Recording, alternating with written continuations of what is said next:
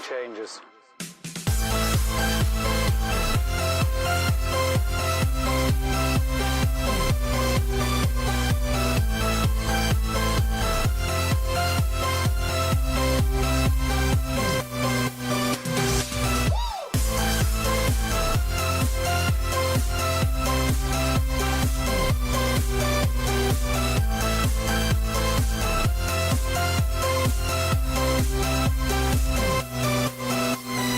Life.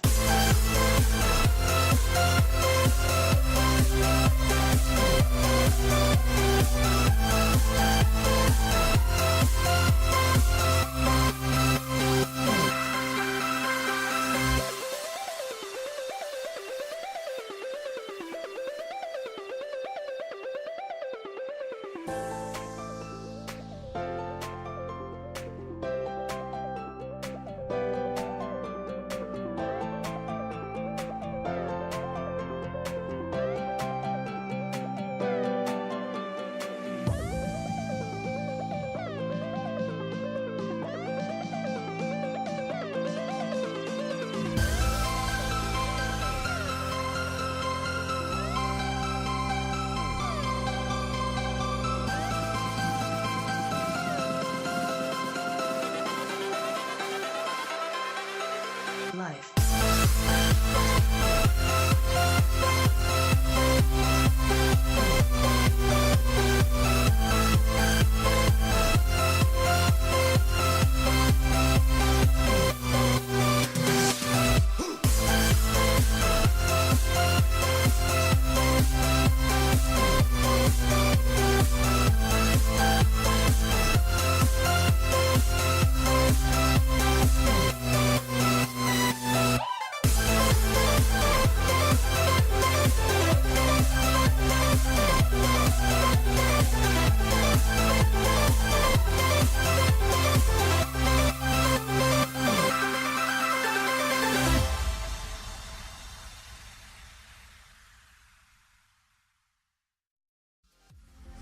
I was fine when you held my hand. I was fine when you pulled me down. You said the stars would answer. You said our prayers were written down. I was fine when you pulled me in. We were forced to be human, and then the world came after, and I had never questioned it.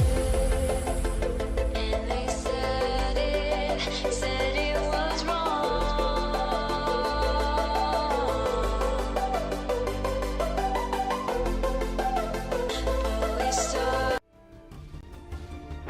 Okay, Houston, we've had a problem here. This is Houston. Say again, please.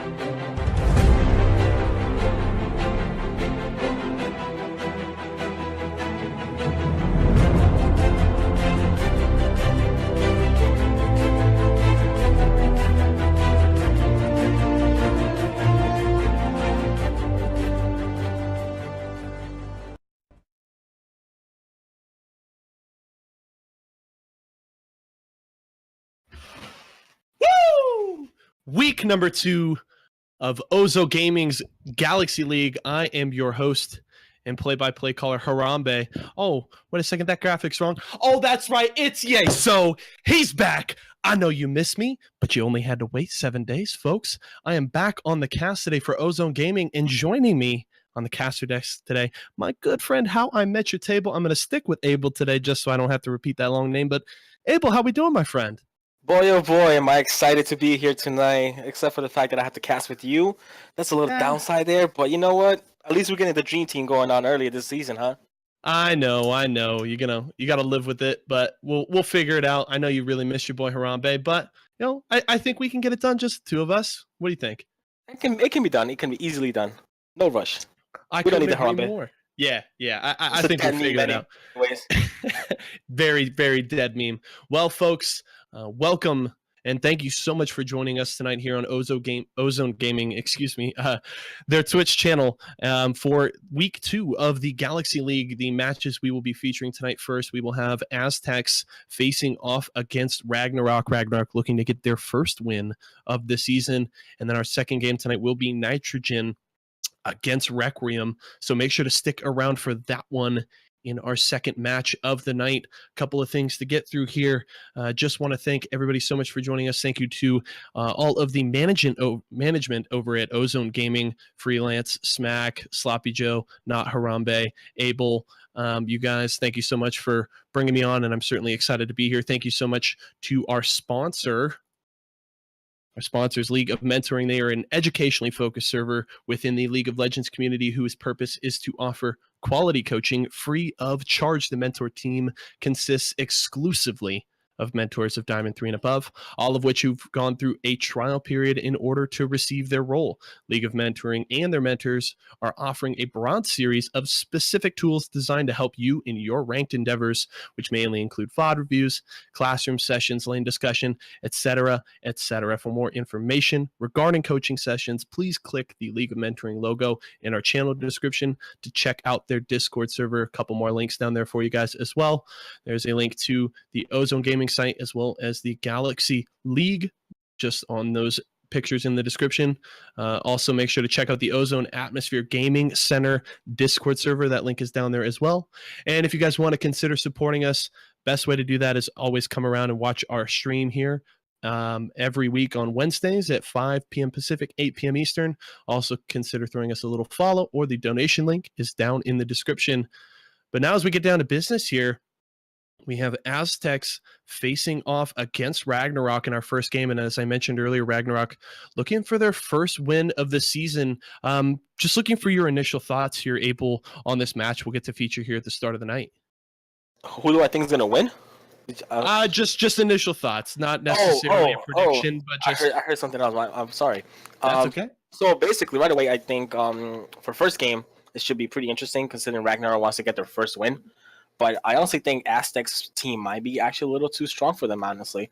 They did go 1-1 last week, but we saw last week the Notes actually got first blood on both games. And, it's something to be, aware of considering, Ragnarok is kind of pretty weak when it comes to early games. So Aztecs should be pretty interesting. But the main event of tonight is going to be Requiem versus Nitrogen, honestly. Those two teams have a little history going on, with Requiem's captain being Pipsqueak, who used to be a sub ADC on Nitrogen last season.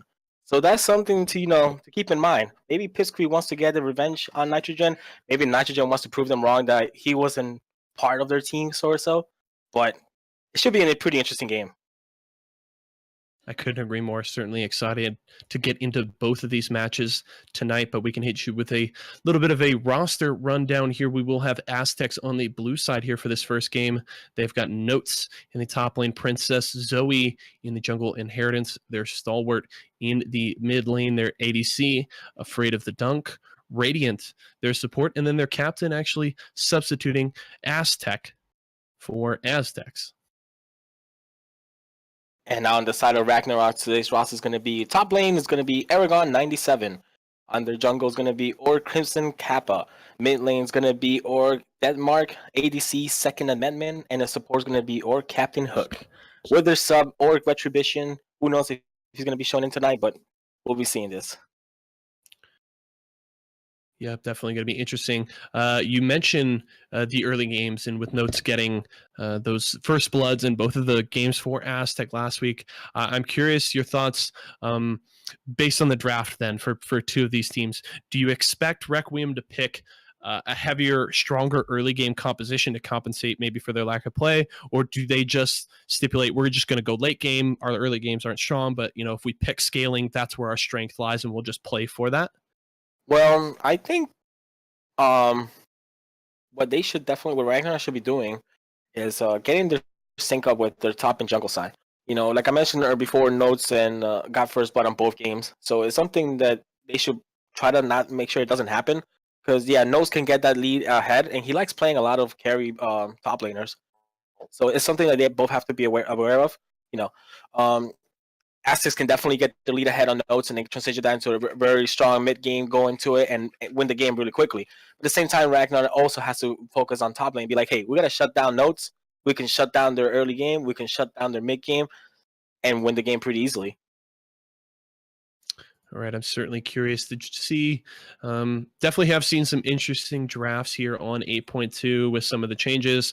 I've seen a lot of Nunu lately, especially comboed with those Kog'Maw and Azir picks. Do you think that's a jungler that we may see any of the four teams we featured tonight bring out onto the Rift, or is it maybe a little too early for them to have that pick going? For the Nunu pick, it might show up. I don't think about, maybe not this game. I do think the next game might show up though. For this game in here, I don't know if there's going to be any surprise picks. Honestly, it's going to be probably just standard picks. The Azir might be a little too much for Deathmark to handle, or for what's his name again? Aztecs mid laner kill him to handle. So I don't know. They could prove me wrong though, so you never know. And one thing I will note, we are actually, in fact, on 8.3, patch 8.3 now, as it did go live late last night. So that does mean we have the updated Swain available to both of these teams. Something tells me it's probably a little too early to bring out. It's but actually not available to any of the teams tonight. We decided to disable it since it was released today. So nobody will be picking the Swain, unfortunately. So, I was no Dark Sidious, no. There's not going to be no Dark Force available for them today. All right, well, no Swain tonight, guys. Sorry. My bad. They said no fun, so no Swain. But now that you actually bring up a good note, it's like version 8.3. I know the Azir's cube was CD was increased, I believe. I think it was increased by 0.4 seconds, if I'm mistaken. I could be wrong about that, though. We're going to have to pull up the patch notes real fast? Am I going to have to pull up the patch notes real fast? Might be wrong, though, so let's just continue talking about something else. Well, we are preparing to get into Champion Select here momentarily. Between Aztecs and Ragnarok for this first game. And then, as I mentioned earlier, make sure you guys stick around for a second game of the night. We'll kick off at 6 p.m. Pacific, 9 p.m. Eastern. That one will be between Nitrogen and Requiem. So make sure to hang out for that one, folks, as we do prepare to get into game number 1 here. Do we have an update on that patch there, Abel? Yes, it is. Azir's Q was nerfed by 4 seconds. Alrighty, so Azir, not quite the same power pick he was in the last patch, but we will have to see if either of those teams prioritize that. Another thing, remember, the free boots, free boots and the watch can't have both at the same time anymore. That really bummed me out. I used to take that a ton last patch, and now I can't get my free ass boots or my free stopwatch. Real bummer, in my opinion. The stopwatch is just the best, though. So I still pick stopwatch over boots. I do the same, to be completely honest. It's just, I don't know, it's too strong if you use it correctly. Than even just getting the free boots. I don't know. Even with the free boots, I still think the watch is probably going to be stronger than the boots. I completely agree. Because movement speed, you get the movement speed, but you have to watch. It gets you away from anything basically. So let's see what teams is actually here or what players in this teams decide to choose from. Some might prioritize boots, other might prioritize the watch. So it's something to look forward to. Yeah, just creating more interesting decisions for these yeah. players in their rune pages. Yeah, and then I have one more announcement actually before we head into our games. Today is Trap Trap's birthday, so we want to wish him a happy birthday. So happy birthday, Trap Trap! I know you're in your concert right now, doing whatever you are, but I hope you're having a blast. And then we also have another birthday today, which is Arrow. He's one of the admins from CL, and he's a fellow member of our Ozone Atmosphere. He's a pretty cool guy. So we want to wish him a happy birthday as well. Birthdays all around. Happy birthday to all those folks, and hopefully we can have some great games here on stream to celebrate with them. League of Stopwatch is right, Lucky Burrito. Certainly has been extremely popular in the start of season number 8. And we're just waiting for one more player here. Yeah, we're waiting for the supporter player at the moment. He has exactly a minute left before they start losing bans. And if you folks look on your screens right now, we do have the current standings for the Galaxy League. And interesting to note, we will have Nitrogen and Requiem facing off in the second match today. They are both tied for first place at 2-0. So could possibly, if they both win their first matches today, could be possibly seeing them fight to be one of the last remaining teams with a 4-0 record at the end of week 2. So I think that will only add more hype to that matchup. Let's be honest, there's going to be hype going all around this league that's coming up. I completely agree. It will be hype regardless, but gosh, if you just have 2 3-0 teams facing off on stream, I mean, that's just that's good to pass up. Yeah. I mean, I honestly, I don't know if it's going to be stream or not. I haven't looked in the schedule ahead, but I know Nitrogen and Impulse, or back then they were called Sodium. That was a rivalry they had before, between those two teams. So if that gets streamed, that would be something interesting to watch. Considering also, Impulse did take away the support player from Nitrogen, so it's pretty interesting if that ever happens to be on stream.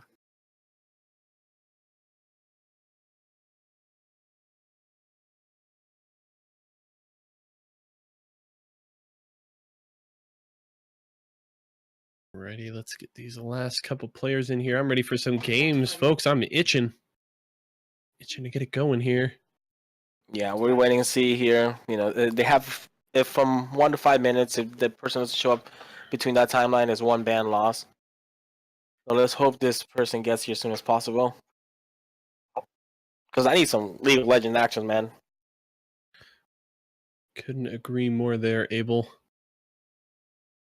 Certainly going to be a good one tonight. Happy to be here on the cast with you. I'm not. You're not? Well, I'm playing. Not much I could do there, I guess. God, where's the ramen? Get him in here. Apparently, I'm not one. Nah. I'm happy that you're here. Considering we're probably never going to cast together, this is going to be probably the first time and only time. The all-star duo, man. Only once in a lifetime.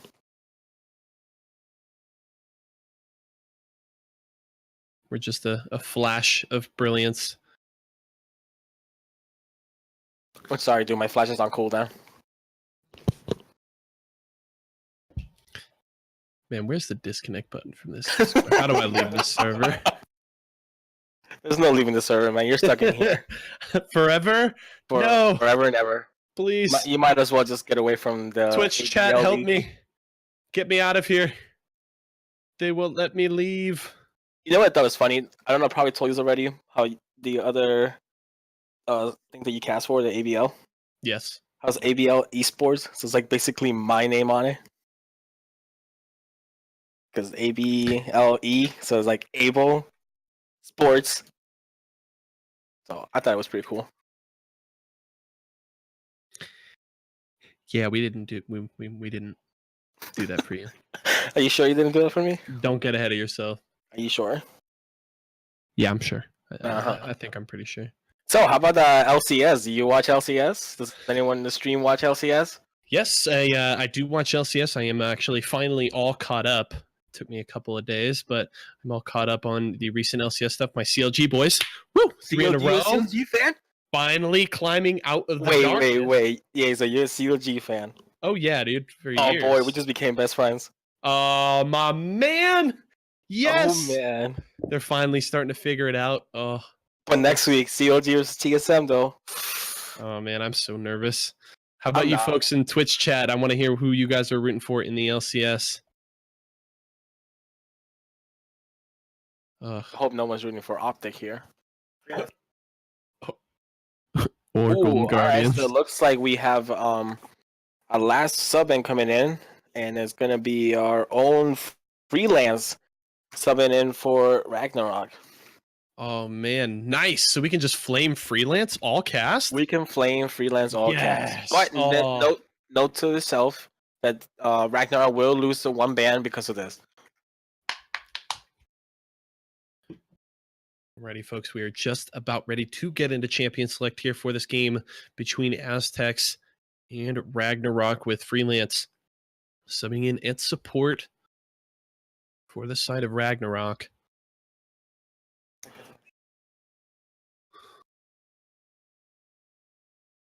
And Right, so, yeah. Just because it's a last minute sub coming in from freelance, Aztecs will have an extra 5 minutes to get, last minute adjunctions there to their picks and bans. So, in the meantime, let's keep talking about CLG. How about that? I'm all about it. I'm happy that Rainover has finally figured out to not invade so aggressively. So early. I love Rainover with the way for invading and everything, but like there's times where like, oh yo, you invaded, you have their jungler like behind and everything, that's awesome, and then it's like, nah, you do something stupid and you just ruin all of that. Like there's no point. Oh man, like in that game against Clutch was terrible. Them just feeding the pentakill to Fevivin at like 18 minutes. That was atrocious. Terrible. But I mean, do you watch anything else other than the NA? I'll occasionally watch some LCK. Other than that, like it's mostly NA, and then I do like to watch the Dive podcast. But I love that podcast. Yeah, I don't really have time to follow other leagues outside of NA, just because I cast 2 days a week for another league, casting here, got a full-time job, I run a website, so like I'm plenty busy during the week. I feel you. I got lots of hockey to watch too to keep up on. So. Same hockey, baby. Oh man, just glad my Ducks pulled one out last night in overtime. You guys got really lucky there. Oh man, I just want them to make playoffs. That's a really big wish you have there. Hey, okay, they're only a couple points out. All right, it's a really big wish you have there. Yeah, they're a couple points out. As I pull up the standings here, it's not that big of a wish. Come on now, they're playing all right. See, they're a point out of a playoff spot.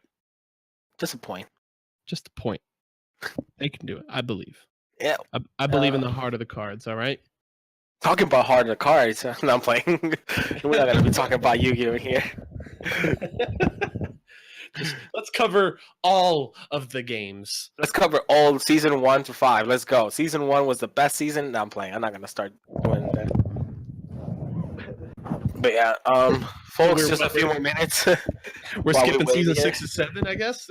We're skipping all the seasons. We're going straight to 5Ds.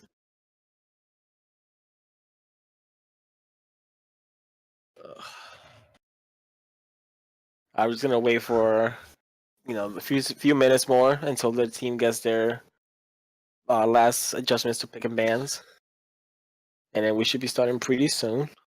Yeah, we have gotten ready checks here from Aztec.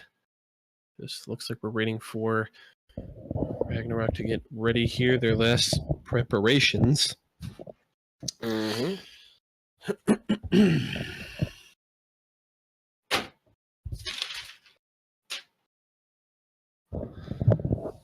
I need some League of Legends, folks. Come on. Show me what you got. We need some League of Legends right now, like ASAP. So has anyone have a chance to play the new Swain yet? I've played against it, but I haven't played or I've played with one on my team actually, but I have not played it myself. I was not a big Swain player prior to the rework anyway.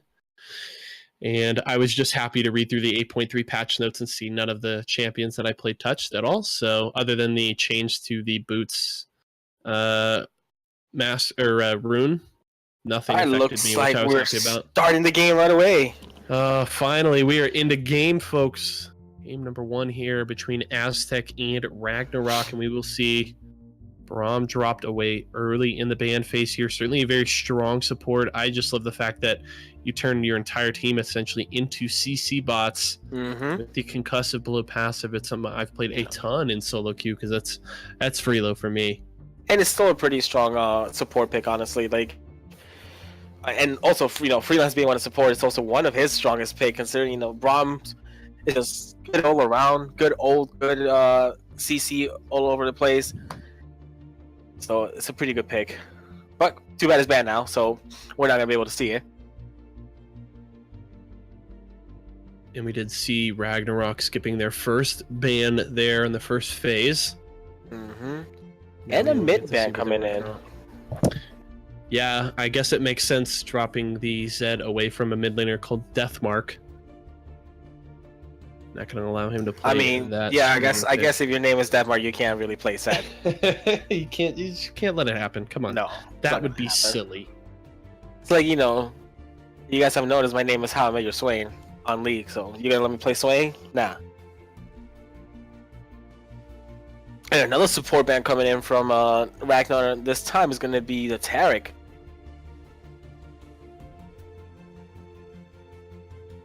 And last but not least, is going to be a Yorick band.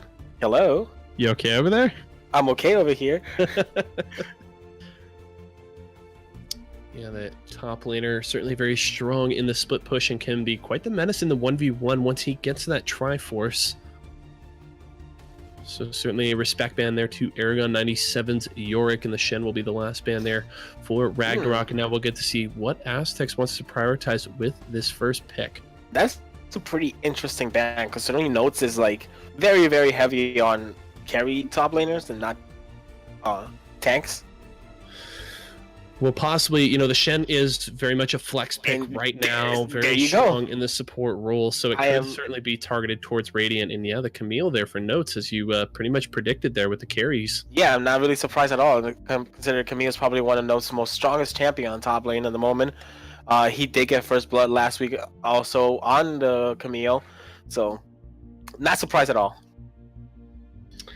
Yeah, in the Muffin Life, you are getting the sweet, silky tones of Yeso, as well as my good friend Abel over here on the cast. So that's who you've got commentating tonight's games here on Ozone Gaming's Twitch channel, bringing you week 2 of the Galaxy League, as we do see possibly the bot lane locked in here early for Ragnarok. The Tristana's locked in. They're hovering the Thresh. Do they go with it? It's certainly still a strong pick as they do lock it in.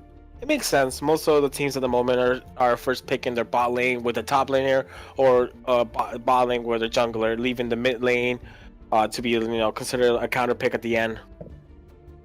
So playing it fair and simple, getting Tristana, pretty safety laner. You just push in, get out of lane, scale up to late game. You're good to go. Thresh is pretty nice escape, so not a surprise to see these two come out from the other team.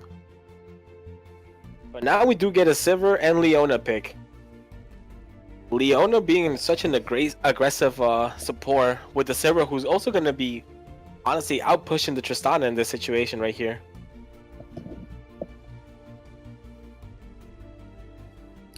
Yeah, now we'll just have to see what Ragnarok does want to grab here with their last pick in the first phase. And it will be the Orianna. Certainly a very just steady mid laner there. Consistent, good damage output, good CC, comboed with Possibly some engage on the top side of the map will certainly make that pick a lot stronger in Deathmark's hands.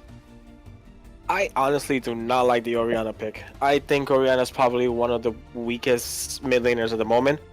Unless you're really comfortable on the Orianna, then it's a pass. But Orianna's probably not a good pick at the moment. But they could definitely turn it around considering what jungle pick they go with and top laner. Because like they have a Sejuani on top of Orianna ball, that could be very deadly.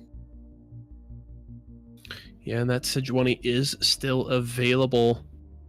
If Ragnarok does want to pinch the jungle pool here, they could ban one more jungle and then possibly first pick that Sejuani if Aztecs do let it through and really push Princess Zoe back onto some champions deeper within her pool. I know we saw her play Zac last week, if I remember correctly, but it will be the Malzahar band actually looking to get Deathmark a better laning phase, a better 1v1 matchup in the mid lane.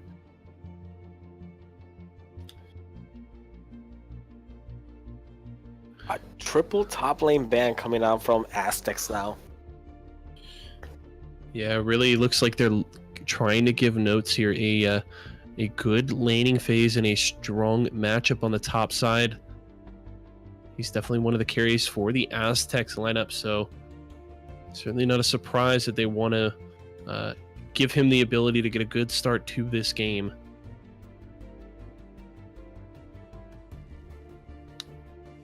Camille versus Malphite. What do you think of this lane right here? I mean, Malphite's not bad into the Camille. The Camille does have the true damage, which makes it a little harder for him to survive in that 1v1. But considering the lineup that Aztecs have built so far, this Malphite is going to scale very well. He can build heavy in the armor, which is only, doubly strong for the Malphite to do, considering the damage benefits he gets from it as well. So his build path seems fairly simple here, despite the Victor being locked in for the mid lane. So he may struggle a little bit in the laning phase, but Malphite should eventually outscale the Camille. That is definitely true, but now we see the Victor, who also got buff in this patch from what I remember. So Victor into an Orianna matchup, and Ragnarok just proved me wrong. With their top pick at the moment being Malphite and the Hecarim also coming in as their pick, as their last pick in here, the Orianna makes a lot of sense now. Yeah, remarkable engage there in the Wombo combo combined with the Orianna ultimate. Certainly going to be very strong. And then you have the Tristana in the backline dealing out damage, trying to get those resets going. Certainly can be very strong. So all in all, I do like the team composition that Ragnarok have put together. Tell me a little bit of what you think of what Aztecs has set up here. They certainly could go for a 1-3-1 with the Tryndamere and the Camille in the side lanes. Yeah, they can definitely do a 1-3-1 here with Camille and Tryndamere both split pushing at the same time. Sivir has a great massive wave clear. Victor also has great wave clear, and they also have the engage on Leona. So they can easily turn this also into a pick comp where just Leona goes ham on one person, Camille can go in there with the hook shot, and everyone just goes on top of somebody. But at the same time, you have Ragnar here who also have the same concept as well. Malphite can just go in there with an unstoppable force. Hecarim could just go in with an onslaught. Orianna with the ball is gonna be game over if Aztecs don't play this correctly. So I do think Aztecs do need to get an early lead right away, considering they have a Camille and Tryndamere who, if they get ahead early, it's much a snowballing going in. Well, we're certainly just going to have to see which of these teams can get that early lead in this game and possibly be able to bridge that to the mid and late game. I'm certainly excited. Every time I see a Malphite, and especially when it's paired with an Orianna, in my opinion, that's just a fun composition to watch because I just love those Wombo combo team fights, and I'm definitely looking forward to see if Aragon and Deathmark can work together well enough to set up those Wombo combos in this game once we get to the mid and late game. Yeah, definitely. And like I mentioned before, Victor did get a buff in this patch. So, the Q's shield got buff if you augmented, and as well as the R, his old Chaos Storm also got a cooldown on that. So we'll see how those buffs, see if we can help him out, survive a lane phase. Because one problem with Victor was that there was no right room for him. Like nothing actually, was good for him at the moment. So let's see what kind of rune setups they go with, and hopefully that will make a change in this game.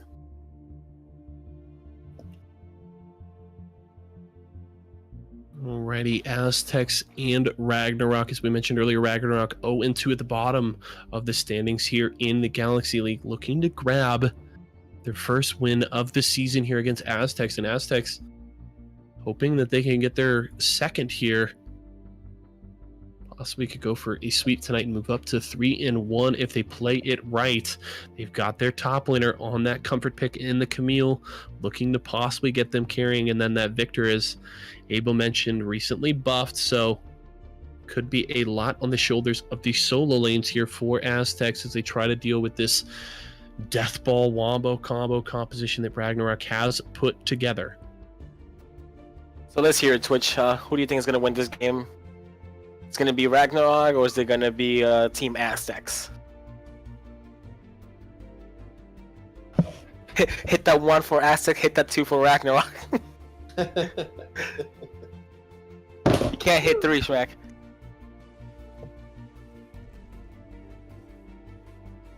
Obviously, Schmack's cheating here, so he's hitting all the numbers.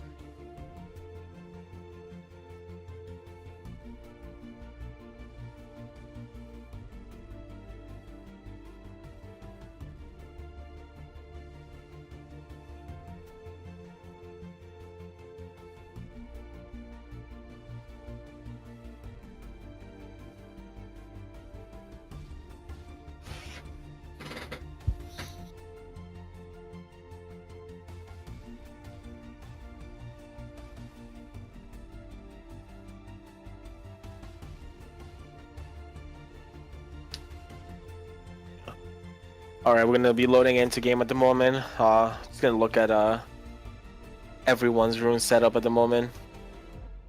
See if there's anything unusual going on. Yeah, so what do you think so far? Notes is definitely going to look to heavily trade in the top lane, taking Comet there. So certainly is going to look to play aggressively against Aragon's Malphite.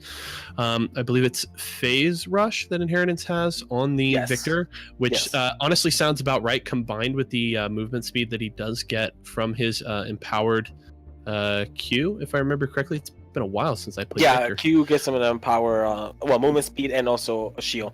And the shield, so combine the movement speed from his empowered Q as well as the phase rush, certainly should make it very difficult for anybody to get away from this Victor if he wants to chase them down. And then also you will have the On the Hunt from Afraid of the Dunk Sivir to help out in that. So any picks, it's going to be difficult for Ragnarok to get away from this Aztecs lineup, but I don't know. I still favor that wombo combo composition as long as they're able to execute it correctly. It's just going to be interesting. Fleet footwork there for Second Amendment against Afraid of the Dunk, running the same thing, so no surprise there. The Unsealed Spellbook for Freelance on this Thresh. I know Unsealed Spellbook was super popular on the last patch, but the Summoner Spell cooldown was reduced from 25% to 15%. So that certainly has been nerfed. Yeah, but I will still take it. Maybe on supports, I will do that. But it's going to be interesting to see who's actually teleporting where. So it could either be Notes, Aragon, or Freelance teleporting. So that's going to be fun for us. Yeah, so could certainly see teleport plays going all across the map in this game. Personally, I'm in favor of Aftershock on Thresh, especially since the changes to it with that's plus 70 resistances in the early game, just flat.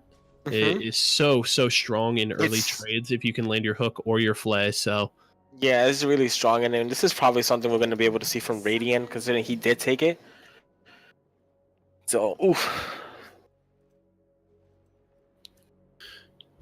Now possibly could see some interesting little skirmishes here at level 1. Both teams setting up the line of scrimmage starts, just looking to discourage any invades from their opponents. And Radiant will be spotted out there by Freelances. Ileana did step up to try and get some vision in the river. But it looks like both of these teams are just going to be content to ensure that there aren't any invades and then just back into their jungles and get started with this game. Yeah, pretty standard beginning of here. Everyone's 5-pointing basically. If you guys don't know what 5-point is each person stands on one side of the map. 2 on top, 3 at the bottom, covering major areas of the maps. That way you won't see any invades coming in. Yeah, with that line of scrimmage 5-point start, you are able to cover all of the entrances to your side of the map and spot out any invades that do come in. And we will see both of these junglers starting on the bot side of the map, getting leashes from their duo lanes. So we could possibly see some early action on the top side if they so choose. I know the gank potential is going to be a little stronger from Crimson Kappa there on the Hecarim. But yeah, I can definitely see the notes must have to start putting wards early around the map just to make sure Crimson Kappa doesn't get in behind him and random gank, and you end up losing the lead. Yeah, and knowing Note's style of play and the just the gist of this matchup, I would not be surprised for this Camille to be pushed up fairly far by the time that Crimson Kappa does get up to the top side of the map here. Mm-hmm. And we definitely see some train going back and forth here in mid lane. Notes is gonna go on top of him. Yeah, and there you see that comment. Notes continuing to trade aggressively, using that Keystone Rune to his advantage, as we are going to see a little fight on the bot side. Radiant caught by the hook, flayed back in. Satchel Charge is going to proc, but essentially an even trade there, as Afraid of the Dunk and Radiant were able to trade some good damage back onto Freelance. See what I meant with the Radiant having the extra armor on top of him? Yep. That definitely turned around the scrimmage they had going on, because in the beginning you could definitely see that Ragnarok was winning that trade, but that's when those extra armor comes in, and it just completely does not go in your favor. Yeah, now Crimson Kappa has gotten his way up to the top side. Notes trying to get away, and it doesn't look like they're going to be able to catch Notes here, so a good job from the Aztec top laner to escape that early gank. And yeah, you mentioned if Freelance had been running Aftershock there, that easily would have been a one trade for the side of Ragnarok, but the resistances on Radiant made that trade just not as efficient. And they're feeling pretty good here.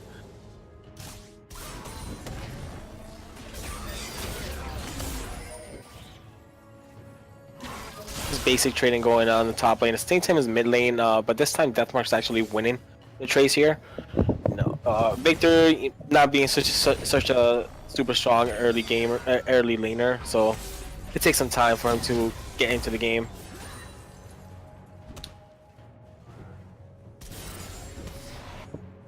I do see the mid laner and jungler of Ragnarok start rolling down to bot, but now it says they're just gonna back away, put in more vision.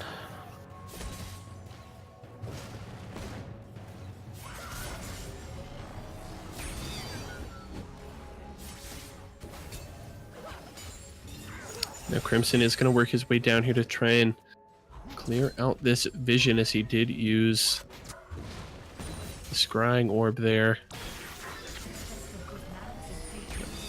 Or I don't think it's Scrying Orb. Scrying Orb is the blue trinket. The blue trinket, yeah. I can't remember what that plant is called, but the vision plant. The vision plant. That's what it is. But does clear out some vision on the bot side, so could look to get a gank down there here momentarily. Ooh, Notes definitely missed his hook in there. Couldn't land a CC on Aragon. Ooh, Crimson Kappa has gone down to the bot side. Flash hook from Freelance. They're going to knock Radiant back. Can they take down the support, though? Nope. Heal forced out from Afraid of the Dunk, however, as Princess Zoe does show up on the bot side, and that's a good trade there.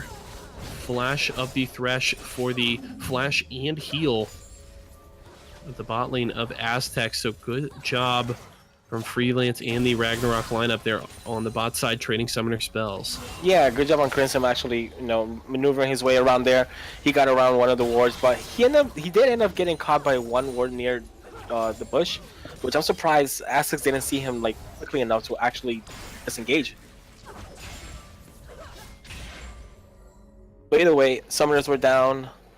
In the end, no one died.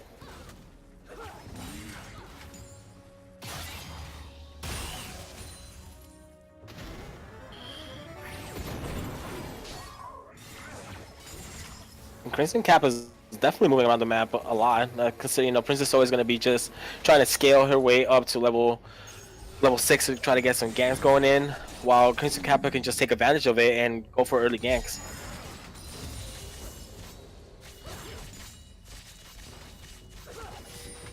And like I mentioned before, we do see 2 stopwatches coming in from the side of Ragnarok. One in the mid lane with Deathmark, another one with Freelance has it. But we do have the teleport coming in from Notes here to the bot lane. Freelance may have stepped a little too far forward. Here comes the Camille, the CC and first blood over to Notes. That will be 3 out of 3 first bloods for the Aztecs top laner there, as Freelance kind of oversteps his bounds, and the immediate response from Notes there. A good job from Aztec coordinating that play. Yeah, like I mentioned before, gotta shut down Notes, but in the end, he does coming in for a TP play, gets the early blood. First blood goes to Notes, 3 out of 3. You can't stop this guy. Yeah, he's certainly gotten a solid start to this game. Gonna set himself up to carry for Aztecs, but we do have a pause here. Gonna try and get this one resolved here as soon as possible and get back into this game between Aztecs and Ragnarok. Yeah, it's not a Ozone game if there's no pause in it.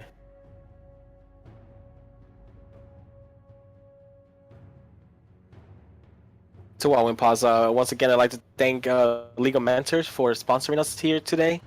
It's very helpful. If anyone else out there wants to help us out, donation link down below us. Click on it. Just $1, 25 cents, whatever the hell you want to give us. We'll appreciate it, We're just guys here trying to enjoy our time playing League of Legends, so this is all for free coming from us. And huge thanks to our wonderful person in charge of all the scenery and everything, Schmack. No one ever mentions him, but he does a lot of work behind the scenes when it comes to this. So yay, Schmack. Yeah, all those beautiful graphics you guys do see on the stream, all done by Smack. By himself, does a phenomenal job putting together this entire broadcast, so a lot of kudos and credit to him for all the hard work that he does for Ozone Gaming. Yeah, trust me, there's times where like, yo, Schmack, you want to go to eat something?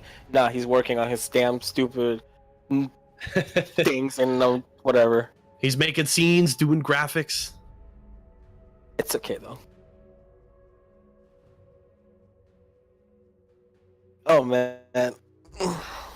So, early game, what do you think so far?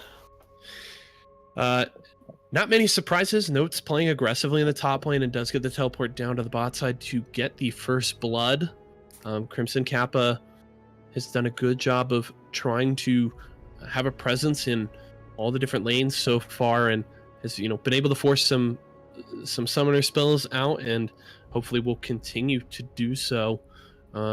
Just waiting for level 6s to come out across the board here. We do have them in the mid lane, so we could certainly see some action there very soon, as we do see Deathmark is just coming back from the first base there for the Orianna. So I like what both teams are doing here. Both junglers, kind of doing what they need to do in this early game, and I think once we hit level 6 across the board, we're really going to start to see some action. Yeah, I can't wait for that level 6 to see Aragon coming in here with his ult. Hopefully we see the wombo combo with the Unstoppable Force and the command shockwave. Should be pretty good to see that. At least once I want to see it. A 5-man shockwave on top of a Unstoppable Force. Oof. Oh man. With the onslaught. Oh man, that's just too much. But the possibilities of that happening, You never know. That's one of the fun things about casting these amateur leagues is LCS is great and all, but there's so much unpredictability in these leagues, and for me it makes it that much more exciting and entertaining, because you never quite know what's going to happen and what picks they're going to pull out. Nobody's all, you don't just have all meta slaves on these teams. They have their comfort picks and stuff they like to bring out, and I think it just makes things that much more interesting to cast for sure. Yeah, it definitely does, because honestly in Bronze and Silver there's no meta, and this is coming from a Bronze and Silver player as well. I'm one of them. I can just play whatever the hell I want to play and probably win the game. I remember a month ago I was playing Fleet Footwork Swain and I was beating top laners like no tomorrow. So there's no such thing as a meta in this ranks, but sometimes there's those few fellow who actually do follow the meta, and you know, it's just unfun people. So it's always a pleasure to watch these random picks come out of nowhere. For example, Malphite. Like, I didn't think it was gonna be a Malphite today. But they had that Orianna. They said, "What the hell? Why not?" True. Like, what the hell? Let's get. I would have that rather see a unstoppable Scion force out there. Honestly, I would have rather see Scion on top of the Orianna. How about Malphite top Scion support? How about Scion top Malphite support? Why not? And a Yasuo AD carry. Yasuo to carry. I want to see that. I've run that for fun before. Afraid of Dunk has disconnected. So we're gonna wait here. Seeing they do have an extra 10 minutes left. If they don't come by before the 10 minutes, it's the game just continues. Yeah, or they can forfeit, so whichever they prefer. But he is back now, so let's hope we can continue the game as soon as possible.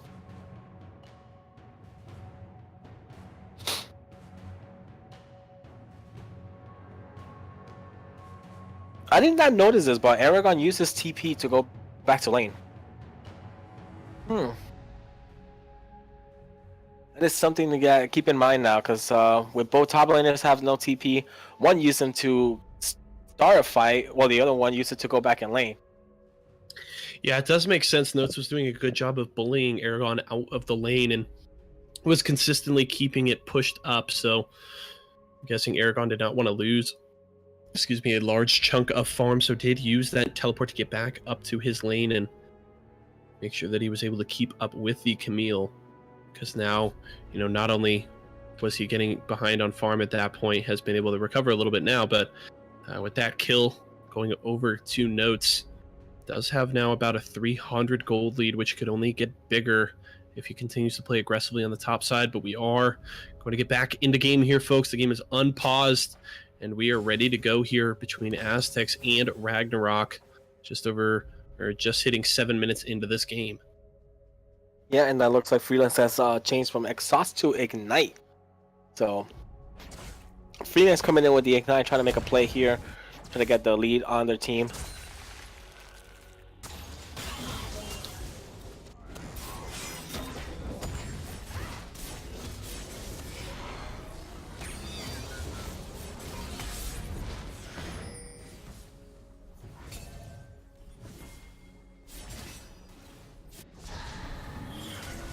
Radiant possibly, no, not going to catch up. Freelance, they're just content to drop the control ward and back away, considering the lack of vision on the side of Aztec.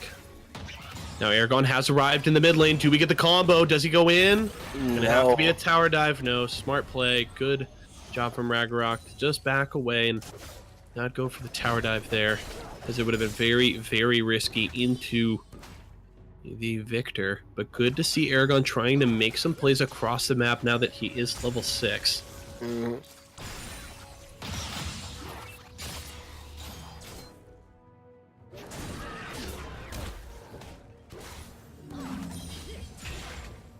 Now we do see Princess Soy is definitely level 6 at the moment. We'll probably see maybe he'll go for a gank, tower dive, maybe on top lane, or he'll probably go down bot lane when there's, considering Freelance does have his flash down, but it will be back up in a few seconds.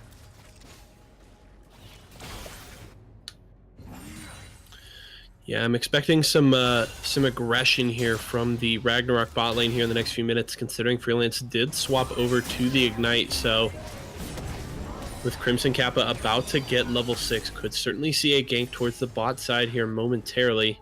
Would be spotted out by a ward right now, though, and looks like Afraid of the Dunk and Radiant just content to back away and not risk fighting the 2v3.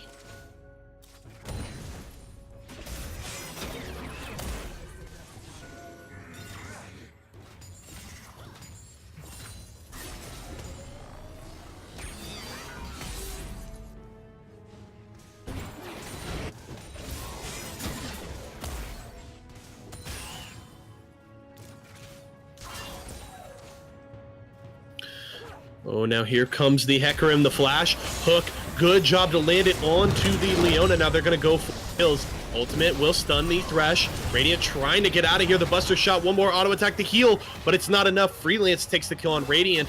And that's a kill for Ragnarok as they tie up the score. And there's that Ignite. Switching from Exhaust to Ignite to make sure he gets that kill at the end. Ooh, Inheritance could be in big trouble here. Deathmac has plenty of mana. Where's the Shockwave? Is going to get stunned. No, not yet. The Shockwave lands. One more auto attack, and Deathmark gets the kill in the 1v1. And one by one, players are going down. Things are not looking good at the moment for the Aztecs as their mid laner and their bot lane end up going down. Yeah, good early plays here from Ragnarok. They will be able to secure the Cloud Drake. Now, Princess going in very aggressively, has the ultimate available. Can they get the kill here on Crimson Kappa? Going to try and back away, but it's not enough. Second Amendment will take the kill with one last auto attack. Radiant may have stepped up a little too far, forced the flash over the wall as Freelance throws out the death sentence. And that's now 3 kills in the last couple of minutes here for Ragnarok. Yeah, jungle down, their mid lane going down, and their bot lane going down as well. Well, just to support, you know, right away they end Ragnarok ends up going into the dragon to get the dragon. So kind of foolish for Princess Zoe to just go in there. I know you have the ultimate and everything to try to get away, but it's not worth it when it comes to a Cloud Drake, especially. Like, they should have just saved himself, let it go, plan ahead. You know, don't worry about it. It's just a Cloud Drake.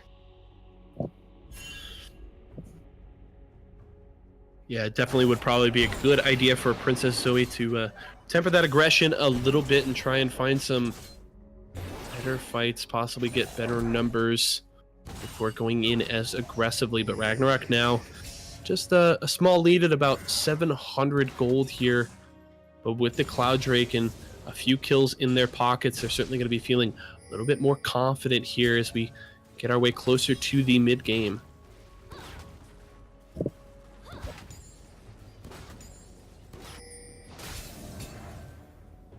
And we can see all the vision that they have in bot lane at the moment being cleared out by Aztecs.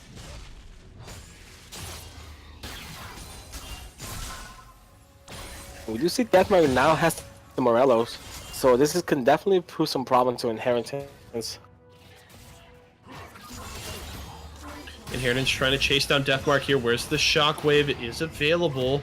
Deathmark throws it out, and the Dissonance, and that is the kill for the Orianna as Inheritance now 0-2, getting solo killed twice. Yeah, Inheritance is not respecting the power coming out from the Orianna. You know, you as a victory, you just kind of have to wait it out, get your perfect core coming in there. Once you have your perfect core, then you can start to look for engages. But the Orianna with the Morelos definitely has an advantage on you at the moment.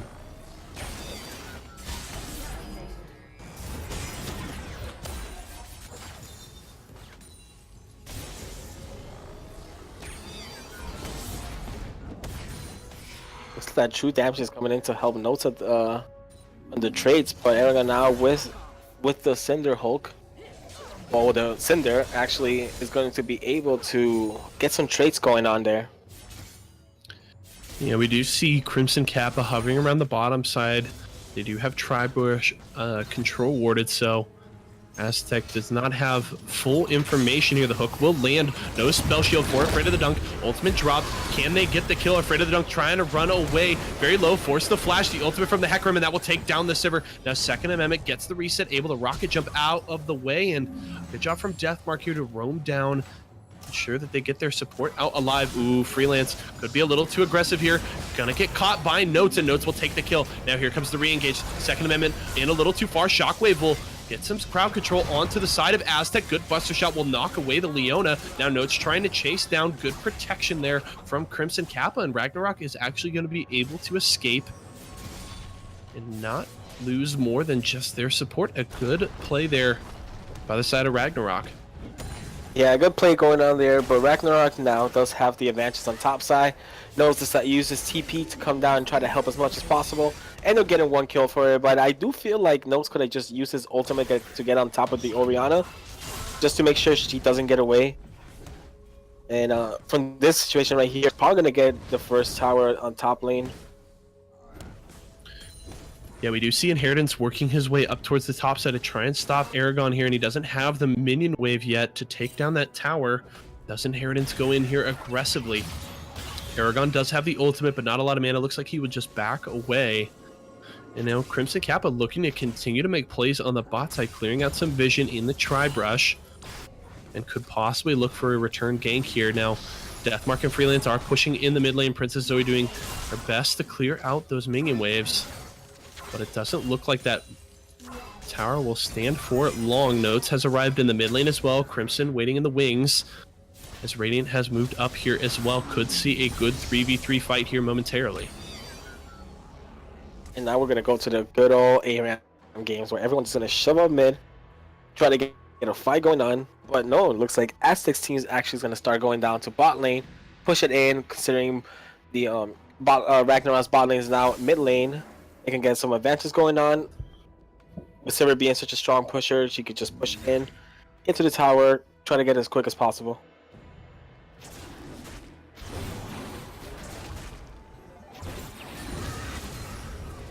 And we do see Cloud Tree is going to be coming up in 30 seconds now.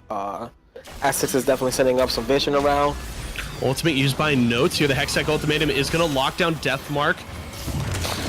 Oh, flashing out actually after using the stopwatch, and Deathmark surprisingly able to escape with just a sliver of health. Now Notes trying to get the flank. Good job from Freelance here though to try and protect the mid laner. Oh, a perfect Death Sentence will keep the Camille off, and Notes goes down and Deathmark survives. Wow, Freelance with the perfect hook coming in there just to save Deathmark's life, and came pretty clutch. Pretty surprised Deathmark did not go down there, honestly. I thought he was going to go down really quick, but Deathmark ended up getting away with his flash. Yeah, what a great prediction there by Freelance, subbing in here for Ragnarok, but has made some great plays so far in this game, and I don't know if he's made it any better than that hook to save his mid laner. And now Ragnarok will turn on to the Ocean Drake, trying to get their second elemental of the game as they do clear out some vision in the pit. Yeah, and then we also saw like a little hint of what's going to happen later in the future if this game continues to scale. You know, Tristana's going to definitely do a lot of damage, but at the same time, you have to worry about the Tryndamere with the split push going on, and also the Camille. Like, you can both of them split pushing everywhere can definitely create some problems for Ragnarok. Yeah, however, Deathmark here is able to solo gold for the first tower, and that will just open up the map even more. We've seen Crimson Kappa playing aggressively, trying to get ganks all across the map, and with that mid lane tower down, it's only going to make his job even easier. Now we have 4 members of Ragnarok around the bot side. Hook will miss, and Freelance get the fillet. He's tanking tower. Shockwave will grab 2, and Deathmark gets the kill onto the Sivir. Freelance tanks as long as he can. Now has dropped aggro. Now Radiant's trying to get after Deathmark, and he will actually go down, but the Buster Shot will take down the Leona. Princess Zoe's all that's left. Can he take down the support? Stopwatch is used, but Princess Zoe still plenty of health. Takes down the Tristana. There's the double. Now the Victor has showed up on the bot side. Crimson Kappa's in big trouble. There's the flash. Can Inheritance get him? The double kill for the Victor, and that play gets turned around 4 for 2 in favor of Aztecs as they turn around that aggressive tower dive from Ragnarok. Beautiful, beautiful execution coming out from Aztecs.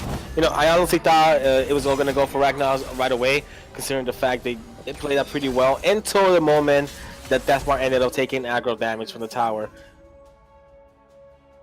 Meanwhile, on the top lane, Notes also almost takes down Aragon while this whole fight was going on. But back to the bot lane dive, it was beautiful play that coming out from them. Like I mentioned before, Princess Zoe was just waiting until he gets enough items in to actually try to go in and fight. And you saw that down there, all the crits were coming out. One by one, crits were keep coming in, and ended up, second amendment ended up going down to it. And then the Victor getting those 2 kills will bring him back into the game. He does now have a Sheen on top of his perfect hex core, so this is where Victor's gonna start doing a massive amount of damages if they don't play it correctly. Now we could see the possible collapse here on the top side. The Wombo combo is set up with the Orianna and the Malphite up on the top side. Aragon just waiting for that unstoppable force to come off of cooldown as the Aztec bot lane is there on the top side. Now Notes trying to clear out the waves here as Second Amendment and Freelancer pushing for this tier 1 on bot side. This should be pretty free though. Second Amendment, just one more auto attack. The hook will miss, but Note's forced to back away. It's now 2 turrets go over to the side of Ragnarok.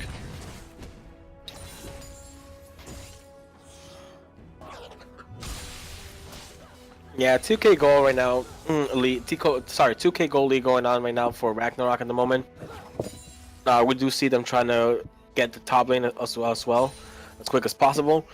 But Princess Zoe with the bot lane of Aztecs is there to protect it.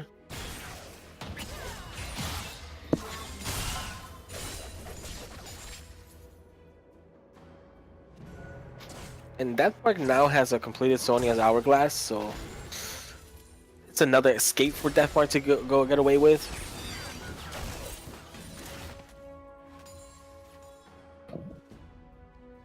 Vision all around the map right now. On bot side, we can definitely see that Ragnaros have 2 pink wards laying around, so good vision coming out from them, just to make sure that no one comes in to spot and help out Notes.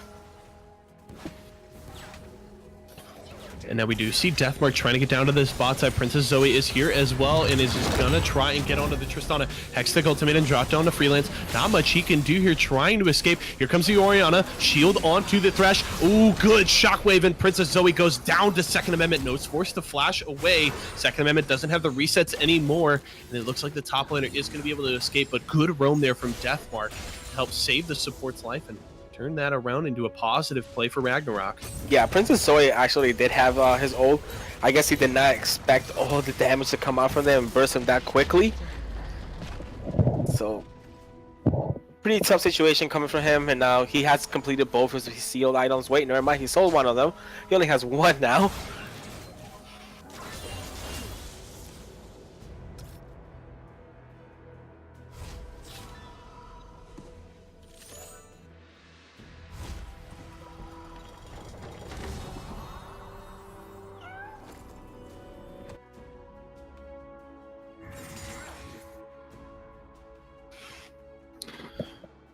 All right, well, certainly a solid early lead here for Ragnarok.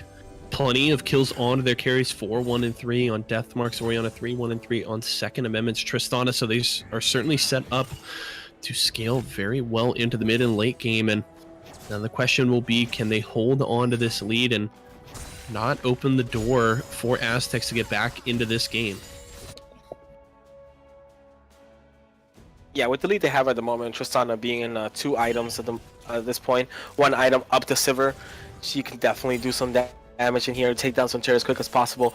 You know, start grouping up with both Aragon and Crimson Kappa, engage on top of their carries. With the Orianna on top of them, like, it can definitely turn this into a very quick game if played correctly.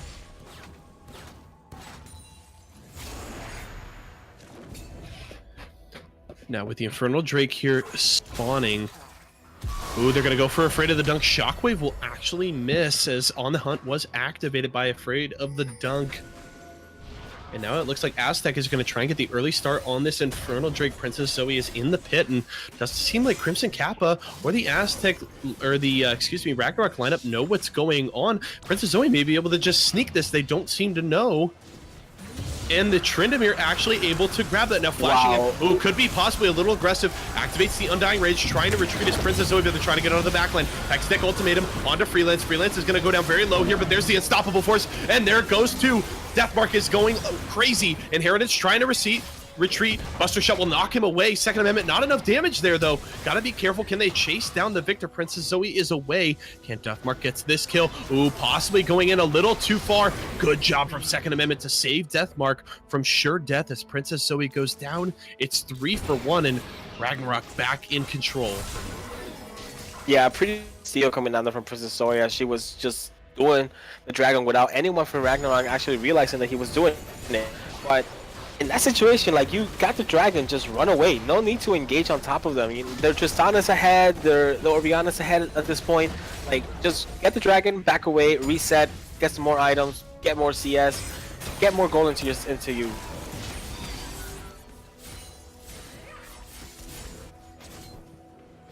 Oh man, Notes now has that Triforce on the Camille, and Gets to the top lane and says, Aragon, get the hell out of my lane. You cannot handle me any longer. So Notes certainly feeling very strong at this point with that major item in his build. Can Aragon deal with this in the 1v1, however? At this point, I also think he can. He does have... yeah, so Aragon does definitely have some fight capable build on the moment. He has his Ninja Tabi. He's can easily trade with nodes. And Ragnarok with Freelance moving up to the top side are able to take down that tower, their 4th of the game. As they continue to make plays across the map now with about a 4,000 gold lead after that most recent fight. And Baron could be the next objective that they go for. They are starting to clear some vision around it. The whole team is here. Do they go for it this early? They are going to start the Baron right now. Do they possibly turn for the fight? They have ultimates available. So this could just be a bait. Where's the response from Aztec? They are going to show up. They do have vision now, but it looks like Ragnarok can just finish it. The stun is going to come out to a couple of members, but they are able to take down the Baron. And here comes the turn. Freelance eating a lot of the early damage, but the unstoppable force onto the backline. And takes the kill. 2 members are dead, and that's a great play for Ragnarok. And there it is. I mean, it's not the great wombo combo, but it's something they got out of it. You know, easy Baron there with the vision around. Kind of really risky of inheritance just to walk in. Ooh, and Deathmark actually stepping up a little too far without significant vision around him, and afraid of the Duncan Princess, so he just collapse and take down the Ragnarok mid laner. Yeah, nice play from Ragnarok, considering Notes didn't have TP either. So it was an easy Baron for them.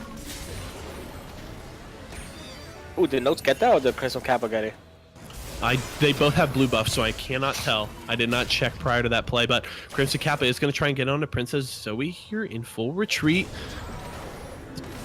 Is going to knock back the Tryndamere. This could be pretty easy. The Undying Rage has been activated. Now Freelance just trying to keep the Tryndamere off of his team. Crimson Kappa is actually going to go down. It will be a 1-for-1, but Notes is pushing the mid lane. This is a good play for Aztec. Now Freelance has to back away. Death Sentence will land on a Radiant. Second Amendment actually going to jump in aggressively. Afraid of the dunk. You got to respond. Go help your support. Inheritance is here. This could have been a great play for Aztec, but it seems like Afraid of the Dunk was a little too concerned with grabbing some CS there. Now Aragon is going to catch out Notes. Oh, this is going to be the collapse. Notes forces the flash away. The Death Sentence will actually miss, and Notes able to escape. The Satchel Charge will explode, but not enough damage. The top laner, getting away by the by the skin of his teeth. But now Ragnarok does want to push down the mid lane. They have this inner tower, so they can look to pressure the inhibitor. Yeah, Baron both minions coming in here, trying to get the mid lane quick as possible.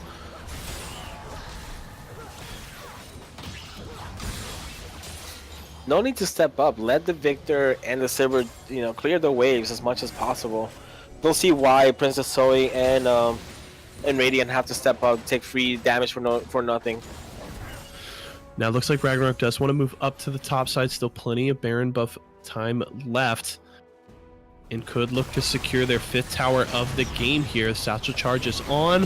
Whew! Flash from Freelance. The Death Sentence will miss. But good to see the support there still continuing to play aggressively and trying to make some plays.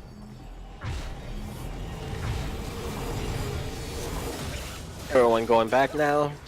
Resetting, getting more vision down. We see 2 pink wards coming out from Crimson Kappa. Keep those pink wards all around the map.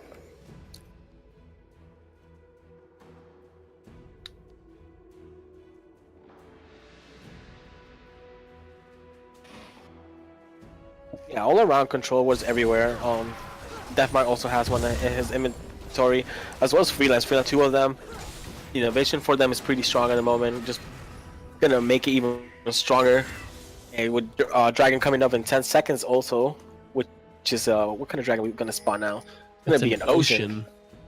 So it would be the 2nd ocean for Ragnarok if they are able to secure it, but it seems like Aztec does not want to allow them to do so. Aragon is going to get caught here a little bit, but he's very tanky, and Princess Zoe not able to deal enough damage.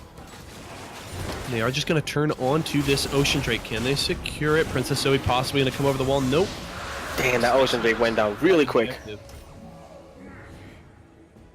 Does Ragnarok want to fight? They should feel fairly confident. All ultimates are available, and they are certainly very much ahead in this game, so they should be confident to be proactive and try and force some fights.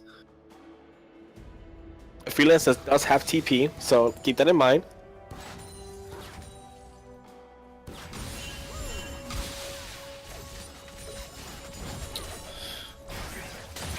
Now Ragnarok has just sent their top laner top side to try and get a little bit of the split push going.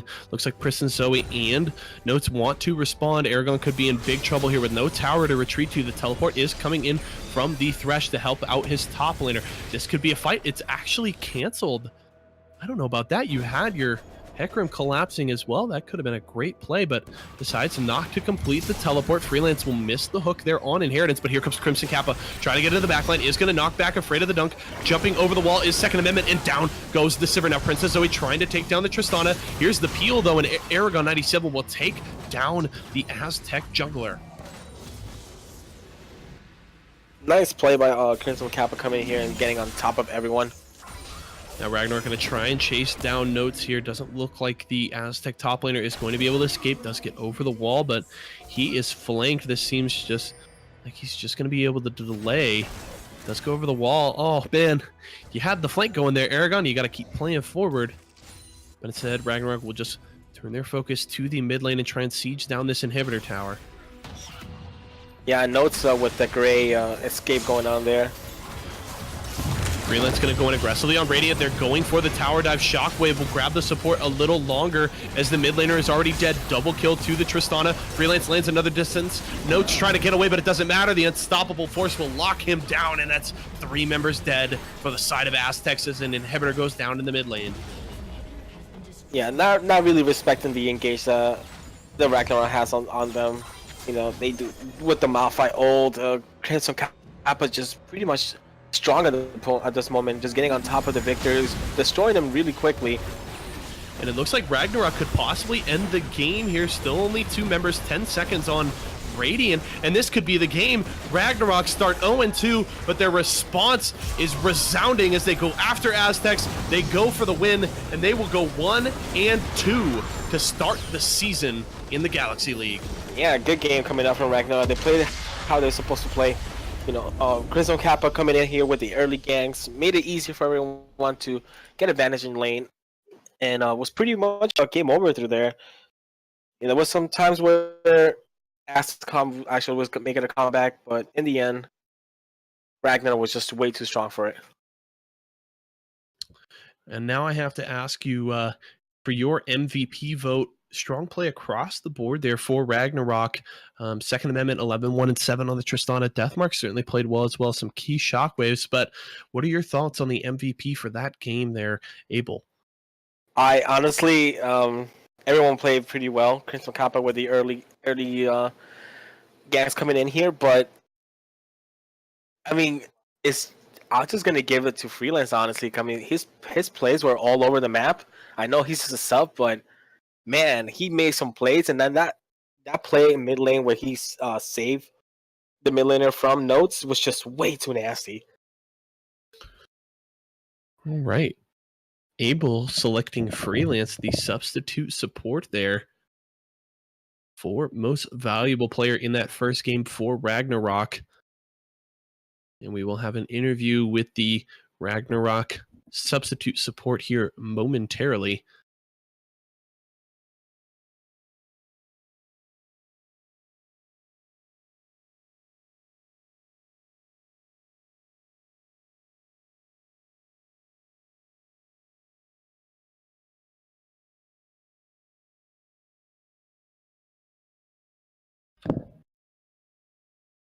Alrighty, we are now joined by Freelance, MVP for that first game, supporting Ragnarok, substituting in at the last second. Freelance, excuse me while I prepare a bunch of questions that won't get me fired. How do you feel after that game playing with Ragnarok, substituting in at the last minute? Pretty good. personally, I wasn't feeling too great coming into today, and being able to pull out a win, unprepared on the patch feels really good. So, yeah. Gotta feel good. Your 80 carry going 11, 1, and 7 there. How was the synergy like coming in at the last moment with second amendment in the bot lane? It was actually really good. He was very communicative, told me what he needed, and overall made it really easy on me to play support last minute. So it was actually a really enjoyable experience. Now, with you guys having very short time to prepare for this match, they're just subbing you in at the last minute.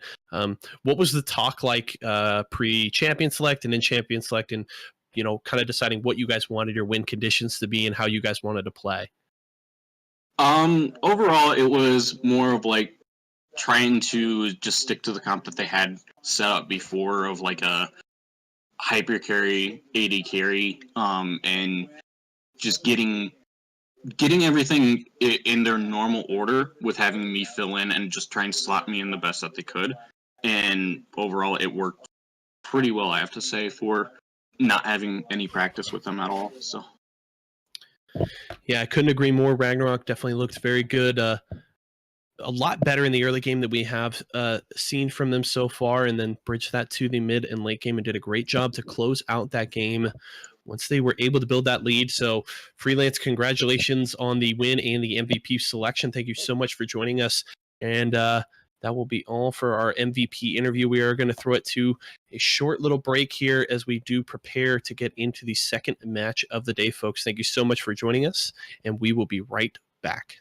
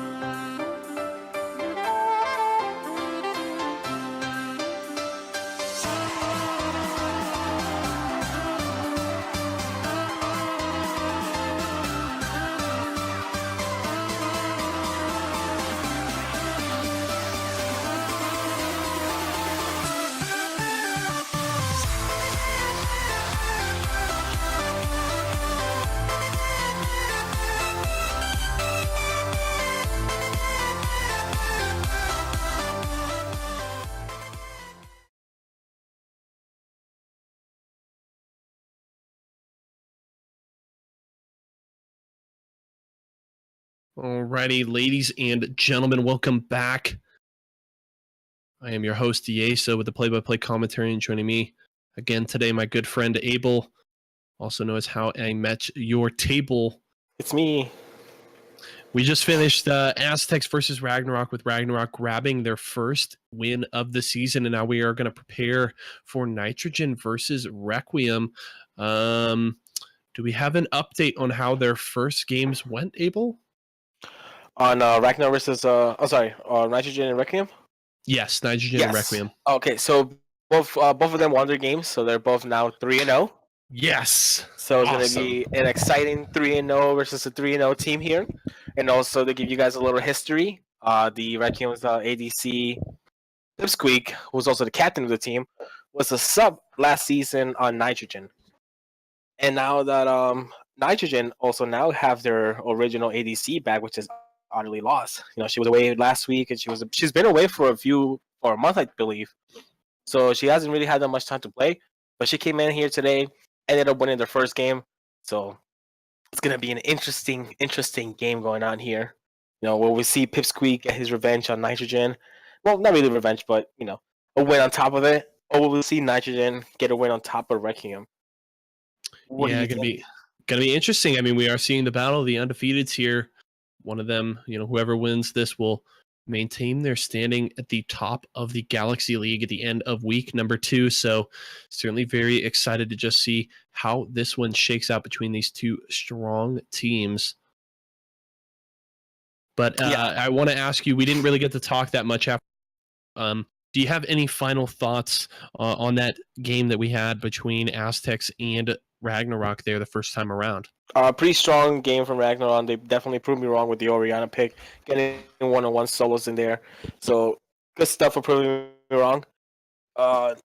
Just Aztecs, I guess they weren't really in sync in that game. They just have to work on more of the macro gameplay and make sure they come back strong. Hopefully they win the next game, keep up their stats in a positive way. So that's basically what the gist of it.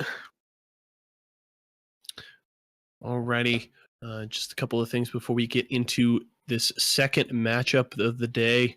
Do want to thank again our sponsors, League of Mentoring. They are an educational server within the League of Legends community whose purpose is to offer quality coaching free of charge. The mentor team consists exclusively of mentors of Diamond 3 and above, all of which have gone through a trial period in order to receive their role League of Mentoring, and their mentors are offering a broad series of specific tools designed to help you in your ranked endeavors. For more information regarding coaching sessions, please click the League of Mentoring logo in our channel description to check out their Discord server. Also, for any info on Ozone Gaming and the Galaxy League, those links are down there as well. You can also join the Ozone Atmosphere Gaming Center server on Discord in that link down there as well. Also, if you want to support us here, continue to watch the streams every week on Wednesdays at 5 p.m. Pacific, 8 p.m. Eastern. Consider following us on Twitch or check out that donation link down there as well, folks. We appreciate all the support. A lot of these guys, do so much hard work behind the scenes between freelance, Smack, and everybody else on the staff. So any support you guys can give for us is greatly appreciated. But as we do prep here for Nitrogen versus Requiem, let's get the roster rundown here. On the blue side will be Nitrogen for this game.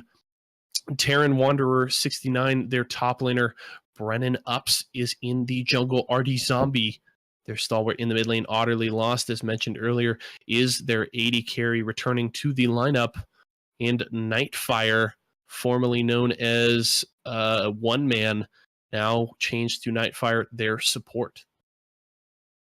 Yeah, and on the other side of Requiem, we do have the Funky Tater in the top lane, Viper Vang 02 as a jungler, Puffin in the mid lane, Pipsqueak or the captain on ADC, and I'm Still Cool as their support. And players to watch out for in this matchup is definitely going to be the bot lane at this moment, with Pipsqueak having amazing performances all around. He has a KD of 19, so it's pretty high up there. And then Utterly Lost, just coming back into the games. So it should be pretty interesting to see how both of the bot laners should be able to handle the matchup against each other. Yeah, Pipsqueak honestly only being outdone by his support. I'm Still Cool with a 38 KDA, only dropping one death in the first week. Those stats, to be clear, aren't updated for the first games of the day, so we don't have their stats from then, but still going 1-1-37 in 2 games in week 1 of the Galaxy League is very, very impressive from their Requiem support, and certainly shows that I'm Still Coup is a big part of what they're doing over there on Requiem. Any insights early into the draft between these teams? We're going to see them battle it out. A couple of 3-0 teams, and any things that you expect to see in the draft here just from the onset, Abel? Tristana is going to be one of those champs. Is going to be either pick right away or ban in like the first rotation. I know Otterly, that's one of her main ADC champs right there, her pocket pick basically. Pipsqueak's pretty damn strong with that pick as well. So it's something that both teams either have to pick it or ban it right away. We also see, one man who's a sub support and not really his main role. Maybe they're going to target his champion pool at bot lane, kind of like, destroy the weaker link of the team. Not saying that he's the weakest one, but he's subbing in that support role, not really that strong. But at the same time, like I know a lot of teams end up banning away RD Zombie, like all his champs. So maybe we can definitely see a 5 mid ban coming out of nowhere. Who knows, honestly? Yeah, will certainly be interesting to see how heavily they do focus RD Zombie in the ban phases.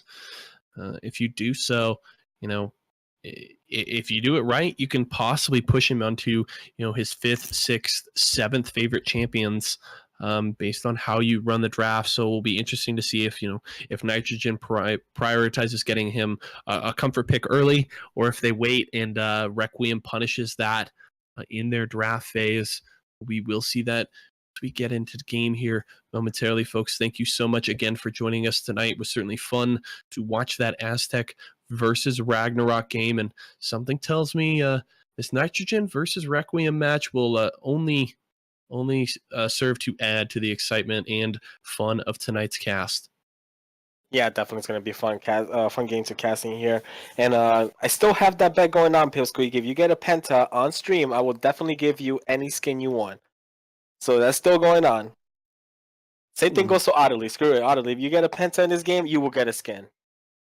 All right. Well, hopefully they're listening to the stream, but definitely going to have to watch out for those 2 AD carries. I've for the other league I cast for, funnily enough, have seen, if I remember correctly, I think we've gotten 4 pentakills in 4 match days that league.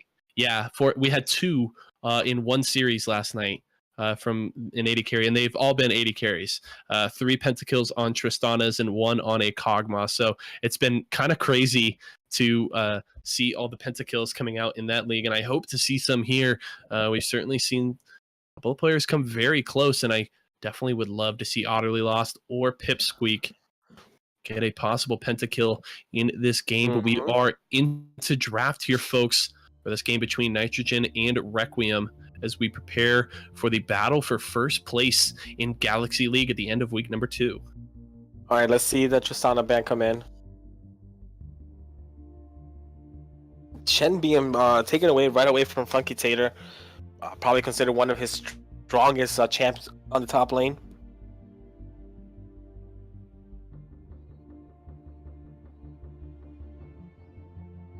Yes, and the response there is the Malzahar. So early targeting of RD Zombie's mid lane champion pool in the ban phase. We'll have to see, as we mentioned earlier, how much Requiem prioritizes getting a favorable matchup for Puffin in the mid lane. Right away, Karma ban coming in. I know the RD Zombie is probably the only mid laner in this league that plays Karma mid. So that can either be a ban for RD Zombie or go straight ban for Nightfire.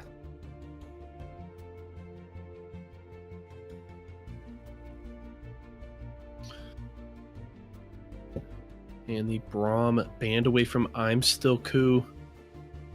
As we talked about prior to the Aztec and Ragnarok matchup, a very, very strong strong support. Ooh. Today's meta, and possibly 3 mid lane bans. There it is. And good prediction. They're first picked by Nitrogen. That one's going to go over to Otterly Lost. Tristana like probably they heavily want to play around that 80 carry. Yeah, Tristana is probably being one of Arlila's most strongest ADC at the moment. You know, I know she says she's not really good at this game, but Tristana is definitely one of her strongest champs, and I can definitely see a problem unless Pipsqueak and I'm Still Cool have an answer to this. But we do see I'm Still Cool picking up the Tarek over here, and a Vi pick, which is pretty interesting.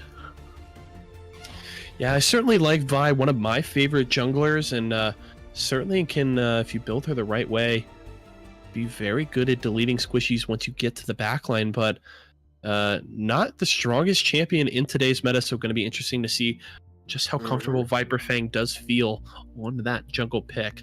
Yeah, I mean, they left off the Sejuani open, considered probably one of the strongest jungler at the moment, along with Zac. So, and I did not realize actually, are these zombies? Sarah is still open there, and he's gonna pick it right away. Sarah is probably RD Zombie's strongest mid laner as well. So either Requiem didn't really do their homework correctly, or they're actually challenging Nitrogen to pick all these picks. And the response will be the Galio. Galio still can go top or support, but has been much more popular in the mid lane in the current meta, especially going you don't build as tanky anymore. He's been a lot more AP heavy in its recent picks. So yeah, the Galio has been definitely more AP heavy now. You're trying to possibly not one shot literally, but you know, you're trying to get as much damage as possible with your Q coming in here with the winds. And let's just see a Maokai ban coming out from Requiem.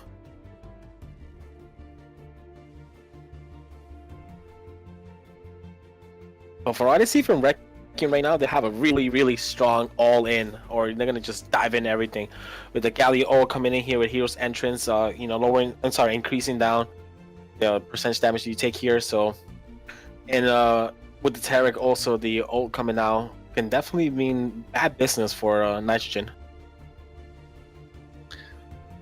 yeah, if you get that Vi diving into the Xerath on the backline, followed up by the Galio and Tarek ultimates, you could say RD Zombie won't last very long with that kind of response from Requiem, so gonna have to be a lot of peel on the side of Nitrogen to deal with the dive coming out of Requiem. Now, what do they prioritize here? They did ban away 2 top laners in the second ban phase. Do they pick a third for Funky Tater right now?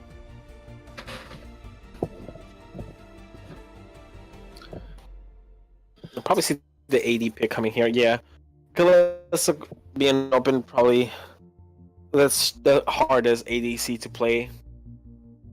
With the Kalista and Tarek both, it's going to be a really interesting matchup on the bot lane. And only drafting more engaged with the Kalista ultimate, able to throw Tarek into the team of Nitrogen, so still even more engaged there for Requiem. Question is what will they grab for the top lane, or they could still technically throw that Galio up top if they find something better to deal with the Xerath in the mid. And Nightfire hovering his favorite picks there, the Teemo and the Fizz, but ends up picking the Morgana in the end. Ooh, Funky Tater Scion. You talked about the Scion last game. Yes, and we're probably going to see it here now. It's going to be amazing. Yeah, the Scion there to match up against Terran's Renekton here. Oh boy, the engage hunt coming out from Requiem Scion is just way too strong at the moment. Scion, Vi, Galio, Kalista, Tarek. That's basically screaming out, we're gonna come after you, RD Zombie. We're gonna come after you, Auto Lead. Doesn't matter who's in our way, we're gonna just engage and be on top of you. But you know what's something that could be a problem for them? Morgana's Black Shield. Yeah, but the problem with the Morgana Black Shield is she's going to shield one member, but in a 5v5 team fight, that's going to be irrelevant with the amount of AoE CC coming out of the side of Requiem. I mean, maybe she's able to Black Shield whoever Vi dives onto, but the follow-up from Galio and Scion, as well as the Kalista ultimate, it's not going to mean much if it isn't timed well. Yeah, it definitely does not mean much, but in those little situations, they could definitely help out Lost, you know, get her momentum going. She does have a rocket jump, so she could get away from some stuff. So Black Shield on top of her while she's cleaning out the house, I can see a lot of fights turning into their favor.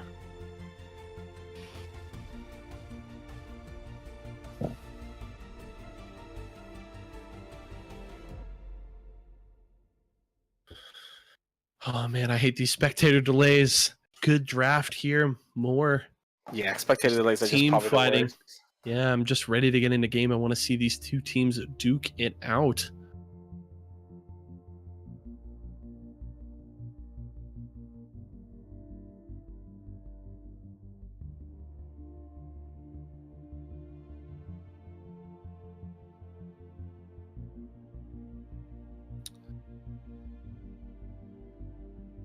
Alrighty, folks.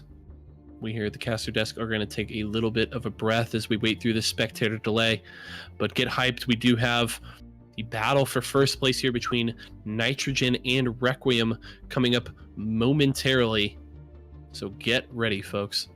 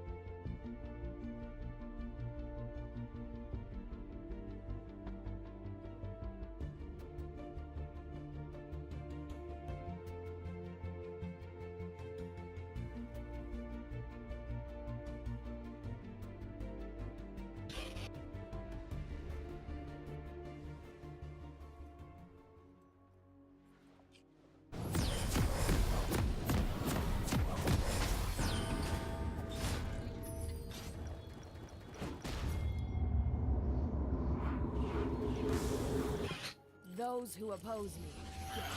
All right, now Alrighty, it's time. We are into this game between Nitrogen and Requiem. Certainly excited for this matchup.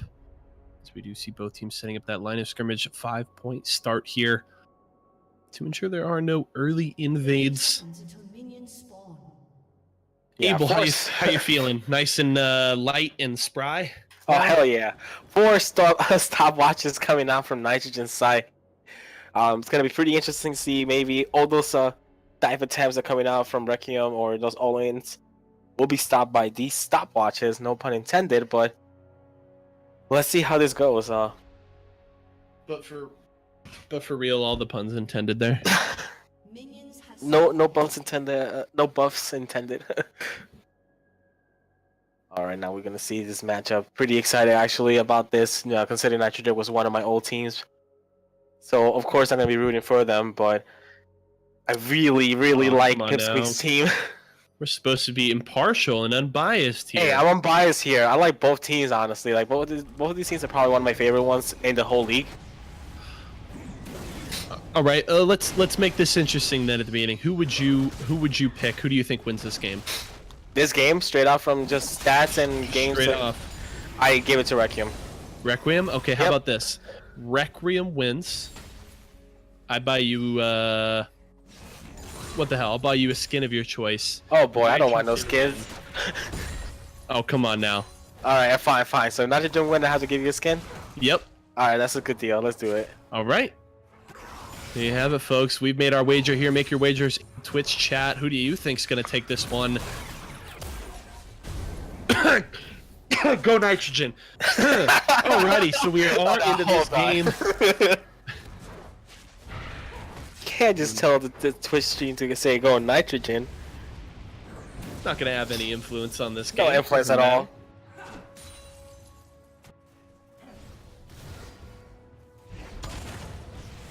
Already some Taking early damage, yeah.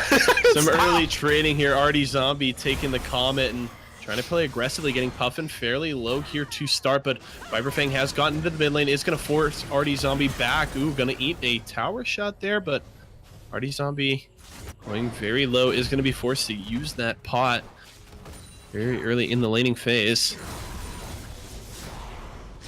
Terran Wanderer taking Funky Tater very low. Yeah, Renekton just an absolute lane bully. Nice damage coming out from them. Brennan's is whole thing going on with junglers right now.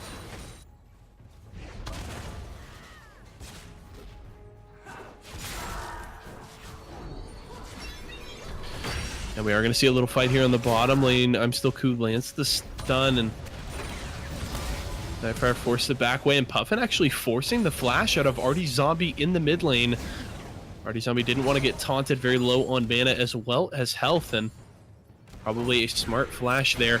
Ooh, the black shield not going to come out as Pipsqueak is now going on to Utterly Lost. Force the back way. Viperfang could be in big trouble, and Brennan Ups is going to get first blood in the 1v1 against the junglers.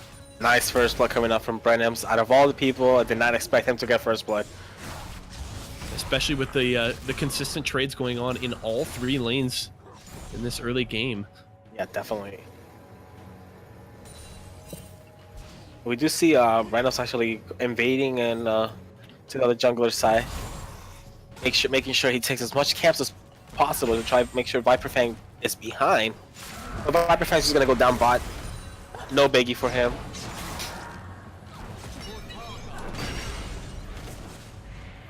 Good job from Utterly Lost there, buffering that stun with the rocket jump to avoid getting jumped on by the Requiem bot lane.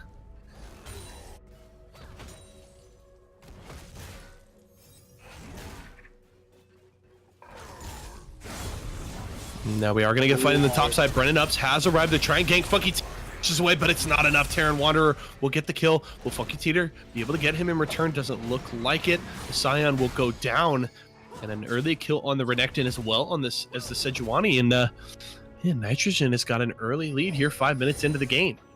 Wow, Brennan actually putting in that work. Himself considered a one-trick Yi main. I did not actually expect him to put this much work early in the game with Sejuani, but no, Brandon's actually proving me wrong here.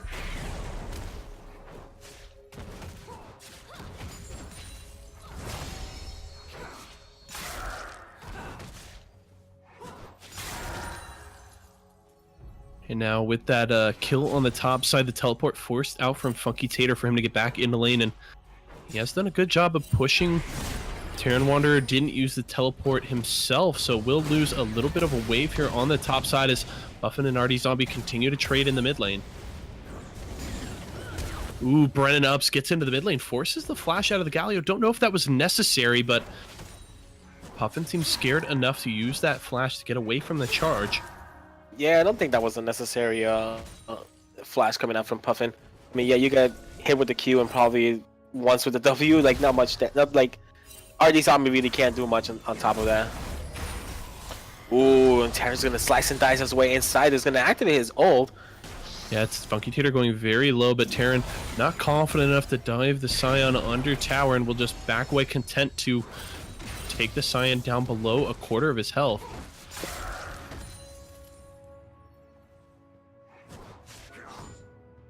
You know, CS lead is going up at the top at the moment with Terran actually having a 15 CS lead on him. Jungle wise, Viper Fang's still ahead. RD Zombie, you know, with the 4 CS lead, not that much. But bot lane is where we're gonna focus. Where I'm gonna keep my eyes focused on. Ooh, Pipsqueak is gonna get caught by the Dark Binding, but no follow-up. Not enough confidence there from Utterly Lost and Nightfire to go after that. Oh, we are gonna get the tower dive on the top side. Ooh, Funky Tater, good stopwatch usage will save his life as Terran backs away, but should be pretty happy getting that stopwatch off of the Requiem top laner. Now he's gonna back. Gotta be careful here. Does Terran Wanderer go for the tower dive? Funky Tater's low on health, doesn't have his flash, activates the shield, ults away, but it's not gonna be enough. Terran Wanderer gets the second kill of the game in the top side, and Funky Tater is gonna be able to chase him down. That's a 2-0 Renekton with a 20 CS lead. Oh boy, here comes the Renekton snowball. Yeah, and no teleport either for Funky Tater, which means he's going to lose probably even more minions, although Terran didn't actually stay to push that wave. Possibly a mistake. He could have put the Scion down even farther, but even now, still pretty strong. Now the ultimate comes out from Pipsqueak. Buffered is the knockup, but stunned will be Nightfire, now forced to retreat. There's the Rend, and Pipsqueak gets the kill. Now Utterly Lost, having to back away, South to charge on to Pipsqueak, but the shield essentially negate all that damage, and a good play from Requiem there on the bot side. Yeah, really nice play coming out here, but you know, Utterly has to be really careful. She does not know where anyone is, and Viper Fan is level 6. But they're just gonna pull away from it and go straight to Dragon. Yeah, an early Mountain Drake here possibly for Requiem as Viper Fang has moved up to that objective. The Smite plus Rend combo makes these neutral objective secures pretty simple, as now 4 members of Requiem will be able to secure this objective uncontested. Good response here from Requiem, going down about 1,000 gold, but still making a good play on the bot side, getting that early Mountain Drake, which will help their sieges later in this game. Yeah, pretty nice, well done job coming from bot lane of Requiem. But you know, Terran is probably something you really gonna have to be afraid of. If this continues going like the advantages this guy's gonna have is gonna be insane. We see now we're gonna probably be a 3-man dive on top lane, but Puffin's actually getting ready just to make sure he has the ult available for him. Funky Tater trying to get away from Brennan Ups. Here comes the ultimate from the Galio in out. Viper Fang is here as well. They're going to dive. They're going for Terran Wanderer. Is he going to go down? Plenty of damage coming out from RD Zombie. All the Requiem members are low. Here comes the ultimate. There's 1. There's 2. There's 3. The double kill for the Xerath. And that's 3 kills for Nitrogen. And they'll back off and try and take a tower. Wow, this duo top and trio here with mid lane coming in as well. Definitely turning it around for Nitrogen here with all the damage and kills coming out from Terran. Like, it's just ridiculous how much damage he did in that. Yeah, the Renekton combined with all of the poke from RD Zombie's Xerath, just shredding through all 3 members of the Requiem lineup on the top side and making their life very difficult as they try to retreat from Nitrogen. Now they're going to turn onto this Rift Herald just over 10 minutes into this game. They've already secured first tower, and they're able to grab this Herald that's going to make it that much easier for them to put continuous pressure on the map over the next 5 minutes. The Viper Fan, don't do it, just let it go. Is he going for the steal? Will have vision. Gonna be too late though. The poke damage from the Xerath helping secure that for Requiem.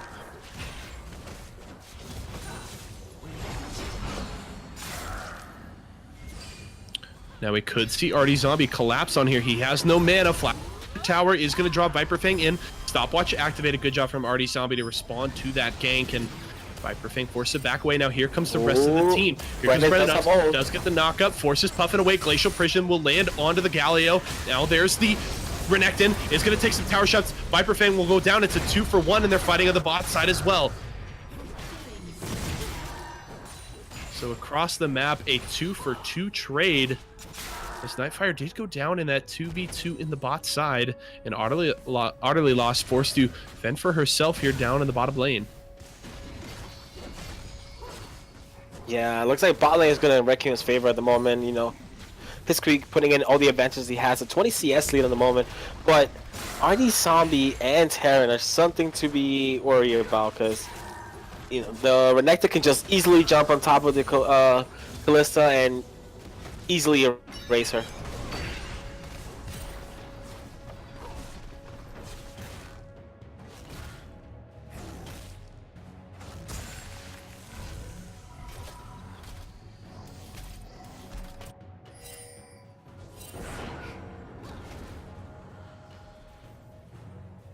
You see the Renekton complete the Titanic Hydra at the moment.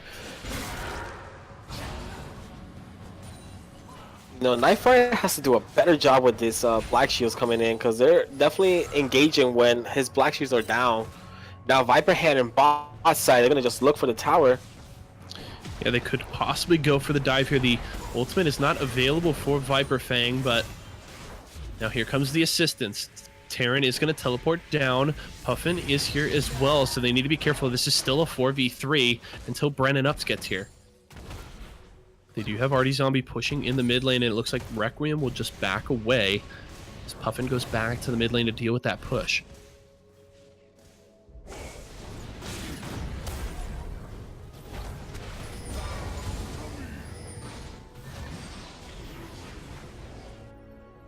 And RD Zombie just easily dodging all the skills coming out from Puffin. Yeah, and landing in just about all of his poke in return. Pretty questionable TP that came out from Terran there. And I just realized that Terran does have the Eye of the Herald, so it's going to be interesting to see where he's going to place this. Now we could see a fight here in the blue side jungle. Viper Fang forced the dash away. Here comes the Galio. Who's going to get the blue buff? Oh, I'm Still Coup actually gets it now with the Galio going very low. Taric Ultimate has been activated, and it is going to save Puffin's life momentarily. Now they're in full retreat, but we're going to get a fight, folks. Nightfire is here. Activates the ultimate onto 2. Uses the stopwatch. Going very low is the Taric. Taric's dead. That's the kill to Utterly Lost. Now Terran gets a kill on the AD carry as well. Puffin going very low. Forced to retreat under tower. And that's a 2-for-0 for Nitrogen as they set their eyes on the mid lane.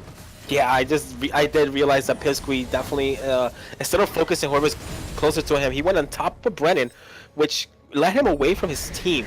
So it's a crucial mistake that came out of that, because in the end, you know, Brennan with the stopwatch there saved himself. Now Nitrogen gets mid lane, and the Eye of the Herald was popped at bot lane. So it's probably going to be 3 turns going down on the favor of Nitrogen. Yeah, kind of the 2-pronged push here as they did get the Herald on the bottom side.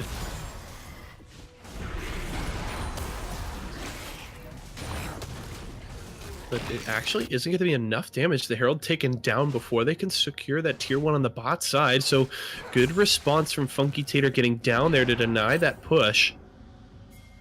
Nightfire could be caught here. Terran Wanderer waiting in the wings. Oh, but the Galio's here as well. They got to be careful. This is a 3v2 and their team's too far away, but they are able to take down Viper Fang. Terran with so much damage. Now Pipsqueak is going to get the rend here, though. That could be the Galio, and there it is. Pipsqueak with the rend takes down that Renekton, but still 5-2-5 is the Nitrogen top laner. He's extremely strong right now. Now RD Zombie is going to have to deal with a little bit of a push in the mid lane, but with the Infernal Drake up, looks like Requiem just wants to go that way. Nightfire got to be very careful, going very low. Stunned is the Scion, the poke coming out from RD Zombie, and they're going to force Requiem to back away, but can they discourage them from taking this Infernal Drake? You know, yeah, the Kalista are now pretty strong, but Terran coming in there with the 3v1 there, he ended up getting a kill, but he goes down, shutdown goal ends up going to the Kalista, which means more goal on top of her.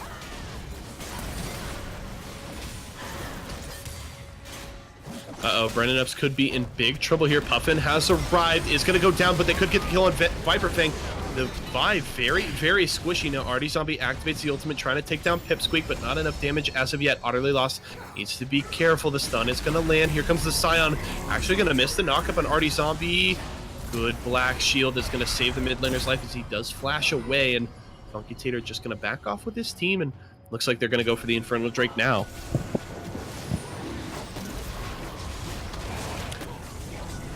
Yeah, this should be a free Infernal Drake. No one's actually contested. Ooh, Terran is going to go in there. aggressively. The Infernal Drake does go side of Requiem. Can he flash back over? Oh yeah, that plus the black shield will save his life. But the second Elemental Drake there over to Requiem now with a Mountain and Infernal in their pocket. Yeah, it looks like Nitrogen decided to go 1 by 1, decided to go down there and give free kills to Miss Callista, who's still getting more and more farm up her. So it should be a major problem for them, considering the amount of damage that she was doing in those fights.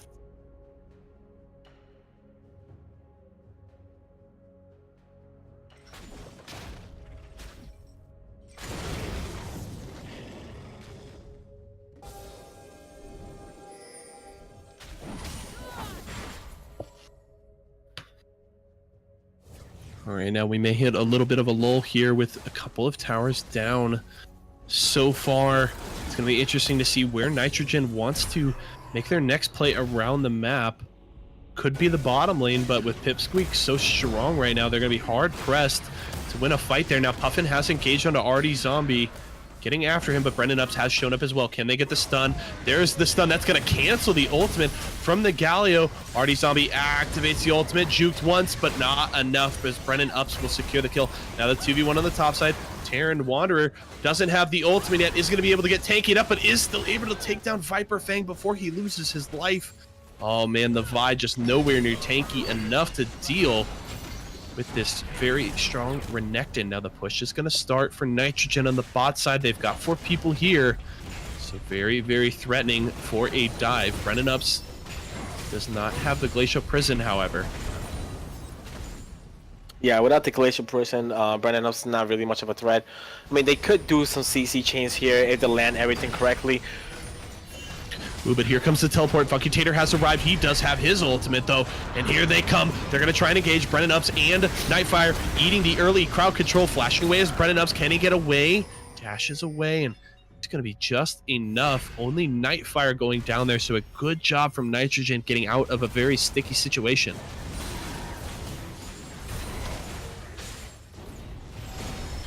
Oh man, Artie Zombie getting all the poke out here, trying to discourage this continued push by Requiem. Ooh, Artie Zombie's got to be careful. There's the charge, and there he goes. The kill over to Pipsqueak. As a misplay there from the Nitrogen mid laner will give another kill over to the Requiem AD carry. Yep, this is where the Requiem AD carry is now getting all this shutdown goal. 5-1 at the moment, and it's going to be looking like a major problem now. Artie Zombie really not respecting the die potential that Requiem had, so ended up costing his life and the tower in the end.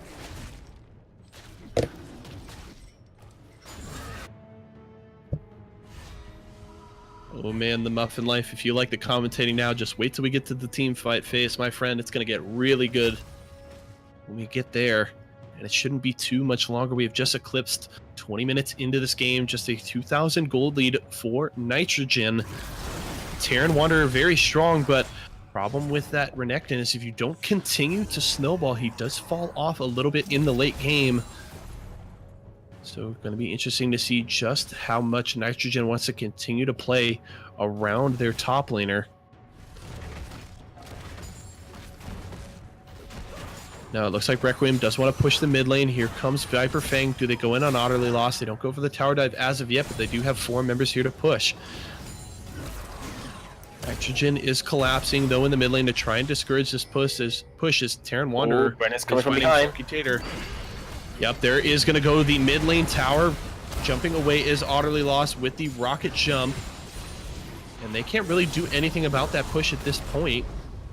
with Artie Zombie in the bottom lane, they don't necessarily have enough damage to respond here. Viper Fang taking a couple tower shots as he does get caught by the Dark Binding, excuse me, Puffin, eating some damage from Utterly Lost, forced to charge away as Funky Tater activates the ultimate on the top side.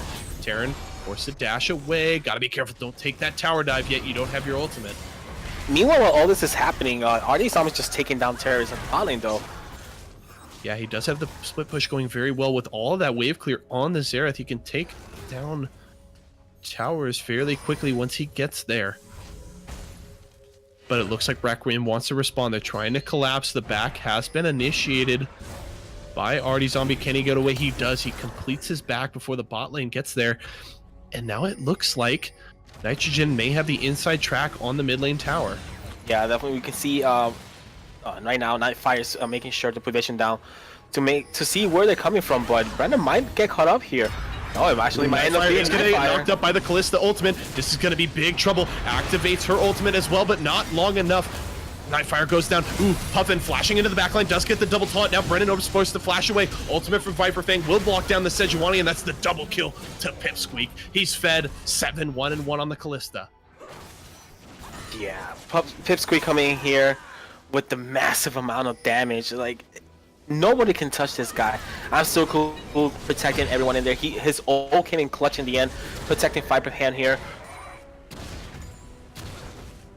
And Artie Zombie does use the ultimate there, but not able to get any kills out of that. Viper Fang escaping with just a sliver of health on that Vi. Ooh, he almost got him in the end, but not enough damage to take him down.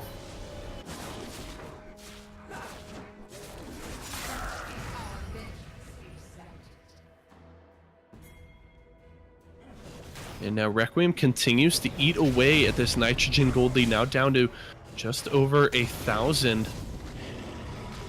it's going to be interesting to see just how the rest of this game plays out. The team fight from Requiem is very, very strong, man. That team name just tongue ties me every time. I want to say Requiem. Requiem. Like Elmer Fudd here on the cast. We have Requiem here against Nitro-Wing. These wascally wabbits. But Terran is going to go in aggressively to try and take the 1v1 here. Doesn't look like anybody will interfere, but Funky Tater is just too tanky. Taking Terran a long time to eat through that health bar. Actually activates his ultimate. I don't know if that was necessary at all. Flashing under tower, trying to take this fight. The ultimate from Funky Tater will get the stun. Terran Wanderer forced to flash away. Pipsqueak arrives and Puffin will get the kill. Yeah, Terran decided to go full engage onto Funky Tater without any vision of any of the other members of Requiem. But here we actually see now all the other members from Nitrogen coming in here to take down bot lane turret. Yeah, good response in the side lane from Nitrogen. Here comes the Galio ultimate. Zombies CC, Utterly Lost, trying to avoid as much damage as she can, but it's not going to be enough for Artie Zombie. He's going to go down. Nightfire does land the Dark Binding. Viper Fang jumping in for charge, but Utterly Lost able to rocket jump away. Now the Sejuani does get over the wall, escapes from Pipsqueak, but good response there from Requiem as their bottom tier 2 does go down to Nitrogen. Yeah, let's look at something real quick. The Renekton was 5-1, correct? Yep. Now he's 6-4-5. So it's something that you have to keep in mind. Like, you need to, like, Terran needs to stop going super aggressive every time he gets a chance to take him down. Like, I know how it feels as a top laner to engage on someone who's really low, but you need to be careful, except with no vision around you. Like, it's something they need to be really, really, really careful about. And yes, Bladderdash, I would love some grilled cheese later. If you would love to cook me some, that would be great. All right, well, we grilled cheese now. we do see Nitrogen trying to set up some vision around this Baron.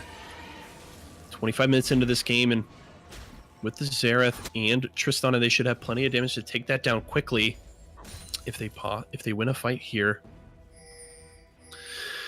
Terran Wanderer still in the top lane, trying to force that 1v1 advantage as the 4-man group is in the mid lane.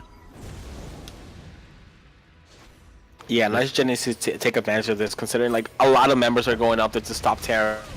Like, Nitrogen needs to go on full, just everyone mid lane, try to get as much as possible from there. And then if you see people going after Terran, engage on that turret. Like, take that tower down. Like, do all you can.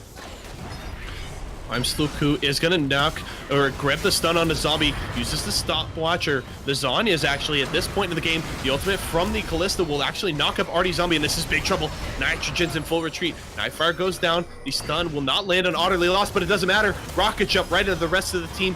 That's a stopwatch used, but the taunt from the Galio and the double kill for the Vi. This is big trouble. 4 members are dead. Only Brennan Ups is alive, and Requiem will turn for the Baron. Yeah, pretty easy clean over there from Requiem. Pretty huge mistake from Adilas, rocket jumping on the wrong way.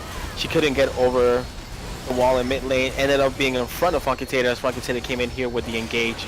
And now it should be an easy Baron for them. No one to contest it around unless Brennan somehow becomes a hero. But I doubt that's gonna happen.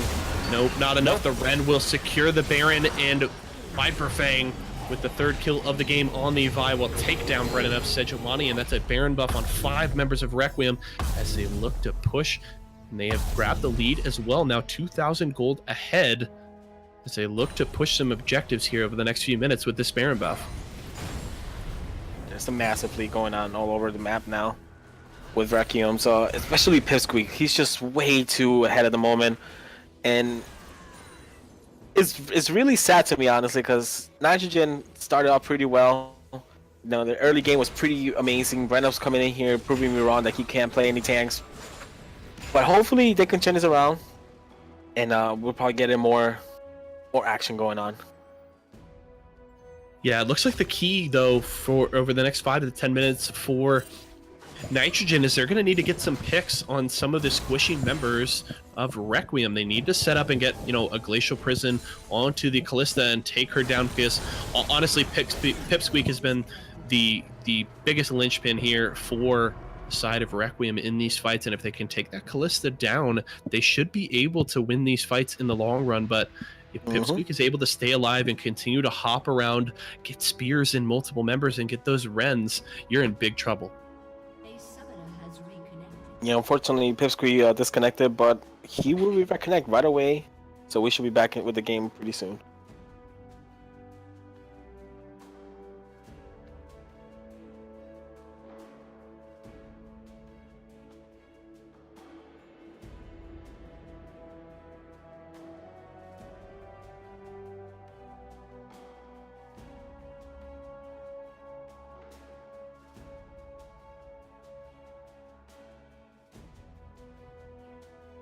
Alright, so while we're in pause here, what do you think Nitrogen needs to do to make sure they come back into the game? I mean, I think what I just said there, you need to catch Pipsqueak out. And I know that's difficult with the, all the CC, the big front line that Requiem has put together. But if you can take down that Kalista, you're pretty much going to win any fight. You're going to have a lot more damage coming out of the side of Nitrogen if that Kalista is dead. So if you can get a pick on Pipsqueak, I think that's your key to winning. You just need to kill that member first, and that's how you can get some victories in these fights. And they need to stop trying to go after the Scion. He's too tanky, and he's just not that valuable of a target. Now we do see 3 members of Requiem trying to push down the mid lane. They're going to try and set up some vision as well on the red side here. Can they catch out I'm Still Ku? No. Nightfire just struggling with these dark bindings. Now the ultimate activated by Artie Zombie trying to clear the wave, but it's enough that tower goes down. Yeah, now Requiem is doing the 4-1 on them, where Funky Tater's just going to be a top lane, pushing it all in, trying to get the top turret down. Nightfire could be in trouble here, but will be able to back away using the Black Shield. Terran Wanderer trying to get the flank there, but Pipsqueak is still very safe. And yeah, you're correct. Funky Tater is so difficult to kill now. He's outscaling this Renekton significantly, especially with that scaling health he gets from killing creeps. So Terran is going to have a hard time dealing with that, and he is in fact able to take down the tier 2 on top side, and now not only a gold lead, but a structure lead here, 5-4 in favor of Requiem. That's the only remaining outer tower is that mid lane tier 2.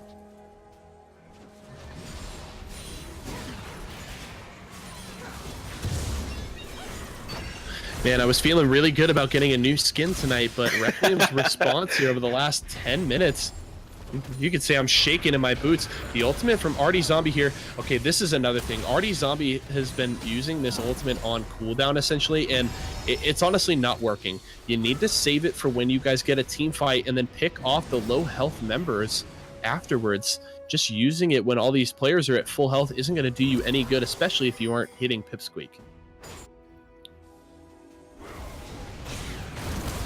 Ooh, but we are going to get a fight here, folks. Brennan Up's going in aggressively, but they haven't gotten onto the backline. Pipsqueak has arrived. Tarek uses the ultimate, and they're going very low. Terran Wanderer could be in big trouble. Force the flash over the wall. Viper Fang going to go in, diving aggressively onto the backline. Artie Zombie in big trouble, trying to back away. Pipsqueak takes down the Renekton. Now Nightfire had to use the Zanyas, trying to get away here. Force the flash away, but the stun is going to land from I'm Still Cool. They're all going to go down. Double kill to Pipsqueak. Where's the Penta? Brennan Up's going down very low. Oh, Funky Tater Scumbag takes down the Sejuani. No Penta for Pipsqueak there, but they will take down the mid lane tier 2. Oh, Funky Tater, thank you for saving me a skin there. Possibly 2 skins, as his team is now going to break the base here. Utterly Lost trying to defend as best she can. Here comes the ultimate again from the Xerath, but it's not doing anything. Getting the ultimate down there, just trying to clear some ways, but in the end, it's just not enough to do the job. Like, too little, too late at this point. Yeah. Pipsqueak's currently 10-1. When I'm Still Cool 1-1-14, this bot lane has been on point tonight. Yeah, Utterly Lost has played well. You know, 2-1-1, not giving away a lot of kills, but has just not had the significant effect on this game that Pipsqueak has. Pipsqueak has been hard carrying for the side of Requiem, along with I'm Still Cool on that Tarek.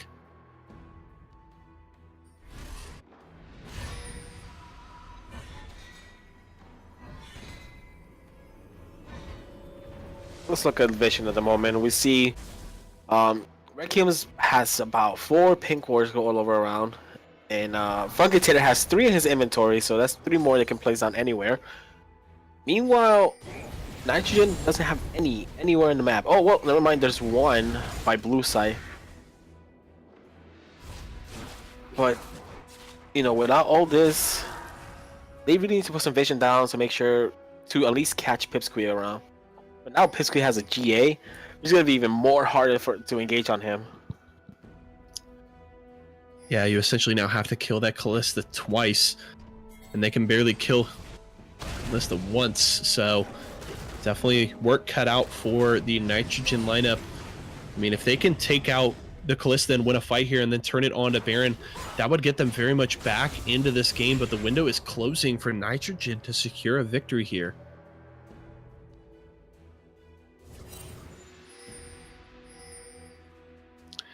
They are again going to go with the 4-man group on the bot side as Pipsqueak here pushing along with Puffin, I'm Still Cool, and Viper Fang coming up in the rear.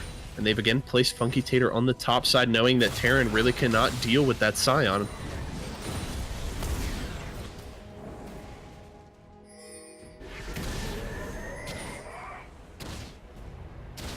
Artie Zombie again using the ultimate, doesn't get anything out of it. I see full health bars across the board for Requiem, so nothing going there for the Xerath.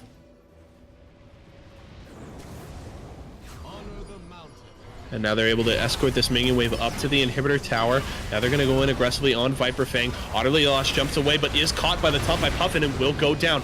Now ultimate from Nightfire.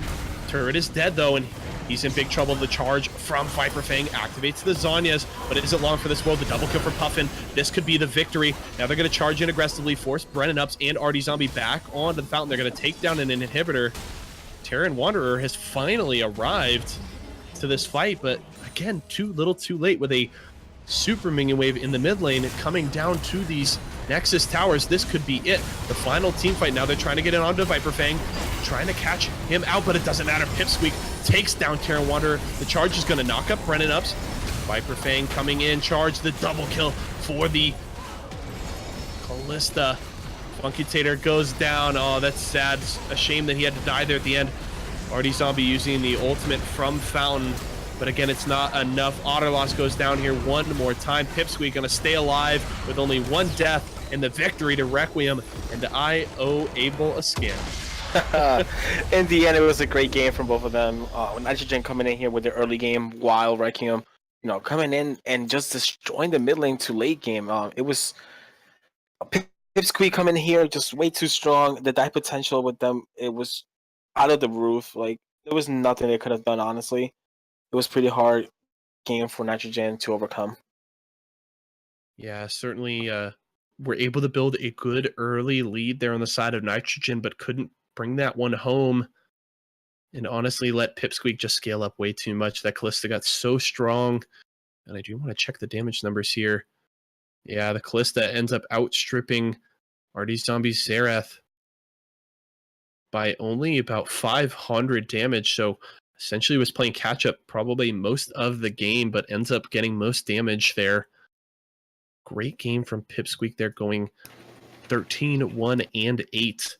And just hard carrying his team. I mean, good job. Like, the front line played well. His support was very good, 1, 1, and 19. But Pipsqueak was just so phenomenal in that game, and a huge part getting that victory to Requiem, moving them to a 4-0 record at the end of week number 2.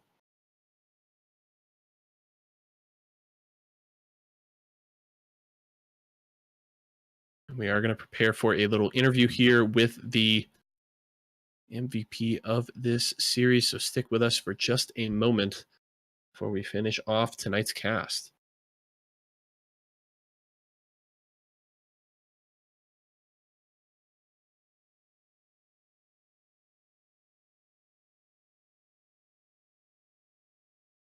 Alrighty, and we are now joined by Pipsqueak, the 80 carry there for Requiem after a huge comeback win. Just Pipsqueak, I just want to hear your initial thoughts after finishing that game. First of all, great game to Nitrogen. Your early game was like spot on. It was on point. You had us reeling, backpedaling the whole time. It's pretty scary there for a minute, and then I don't know. There was one play where we just kind of felt we could win. We turned it around, and then yeah, that's what happened. And the support. I heard you guys give him a little credit, but he deserves the most credit in my opinion. His shot calling was pretty good, and that split push was really good. It was a good game. That's all I can say. It was a good game. Honestly, couldn't agree more. I think both teams played very well at certain points in that game. I just want a little insight here. What were the comms like? You talk about how Nitrogen really had you guys reeling there, and it seems like they just came after you blow after blow there in the early game, but you guys recovered very well. What were your comms like in trying to keep you guys in that game and get to that mid and late game where you could win? Well, we were really trying to establish a vision on our side of the jungle. We were behind, so we want to get that vision and kind of know where they're at. And once we were able to establish that vision, there was times where they were left out alone, so we were able to go for that pick, and that's what we wanted. We needed those picks to get back in the game, and that's what we did. You guys certainly did a great job of keeping yourselves calm and recovering and getting yourself back into that game at around the 20-minute mark. You mentioned I'm Still Koo there and his shot calling. Talk to me a little bit about y'all's relationship and the synergy that you guys have been able to build up in this bot lane. So when I created this team, it was me and Funky. Yeah, he was going to be the vice captain. The first thing I said is we need to get a support, because I feel support who can synergize well with you is pretty tough. So we had 2 tryouts, and I did try him out last year, and I really liked him. So we went with him. He communicates. We like to play aggressive in the lane. Yeah, we just have really good synergy. We know when we want to go in and how to go in. So it's pretty good. Now, after that game, you guys do hold on to first place in the Galaxy League at the end of 2 weeks with a 4-0 record. when you guys came into the season, were you feeling confident enough that like you were guys were gonna have this strong of a start, or is this a little bit of surprise for you guys? This is the team I've been the most confident with ever that I've ever played. So no, we were pretty confident in the start, and we're glad. We're glad that the outcome is what we thought it would be. Um, to be honest, it would have been a letdown if we lost today. Not because they're a bad team; they were a great team, but just because we hold ourselves to that standard. We want to be the best. Period. Confidence is certainly a great thing, and with how y'all played today, that seems like you guys have confidence in spades, and it's certainly well placed. Congratulations to you, Pipsqueak. Thank you so much for joining us, and we wish you the best of luck in the rest of your matches this season. Thank you, and I want to No thank problem. Ozone and you for casting. I really appreciate it. No problem. It's an absolute pleasure. And there you have it, folks. That was Pipsqueak, our MVP. Honorable mentions certainly to his support. I'm still cool there, but that was our interview with the MVP for tonight's series. And as we look to close out tonight's cast, I want to throw it to you, Abel. Any final thoughts on this series, or on this, I should say, game, as we saw Requiem, able to kind of compose themselves there in the mid game and come back and get a victory? It was a pretty great game from Requiem. I'm happy that they won because you owe me a skin now. Yep. Other than that, let me just log on. What am I buying you now? Do you? No, but yeah, it was a great game coming out for them. I did not expect the early game from Nitrogen at all, honestly. So good on them for doing that. Came out of nowhere. It was great. But in the end, Requiem, Pipsqueak just way too good at this game at the moment. With the synergy with Botland, with I'm still cool as well. Like ridiculous, outplayed them. Yeah, that's a pretty good game from them. That's all I think. Yeah, I couldn't agree more. And a 3-1 record and a stellar early game there against Requiem. There's plenty to build on there for Nitrogen. So they can certainly work on that mid game and carrying that lead into the late game. But nothing for them to be ashamed of after this performance today. And they certainly have plenty to be proud of going into week 3 of the Galaxy League. Yeah, there's nothing to be ashamed from Nitrogen. I in my pick'ems I had them in like 5th place. Right now they're in 2nd place, which is still better than 5th place. So, they surprised me, honestly. I did not expect them to win this many games. So congrats on them. And hopefully you guys can prove me wrong and actually end up winning this whole league then. Nothing like proving Abel wrong when you get the chance. But that is going to do it here for us, folks. We want to thank you so much for joining us on the cast tonight. Shout out again last time to our sponsors, League of Mentoring. Check out their Discord. The link is in the description of our channel, as well as the links to the Ozone Atmosphere Gaming Center Discord, as well as any information you guys want about Ozone Gaming or the Galaxy League. Those links are in the description as well. Consider continuing to support us. Obviously, come out, watch us on stream, 5 p.m. Pacific, 8 p.m. Eastern, every Wednesday night. Click the follow button at the top of the screen there, as well as check out that donation link in the description as well. But for myself, Abel, Smack, and the rest of the broadcast team here at Galaxy League and everybody at Ozone Gaming, I want to thank you guys so much for joining us here on the cast tonight, and we will see you guys again next time. Yeah, see you guys next week.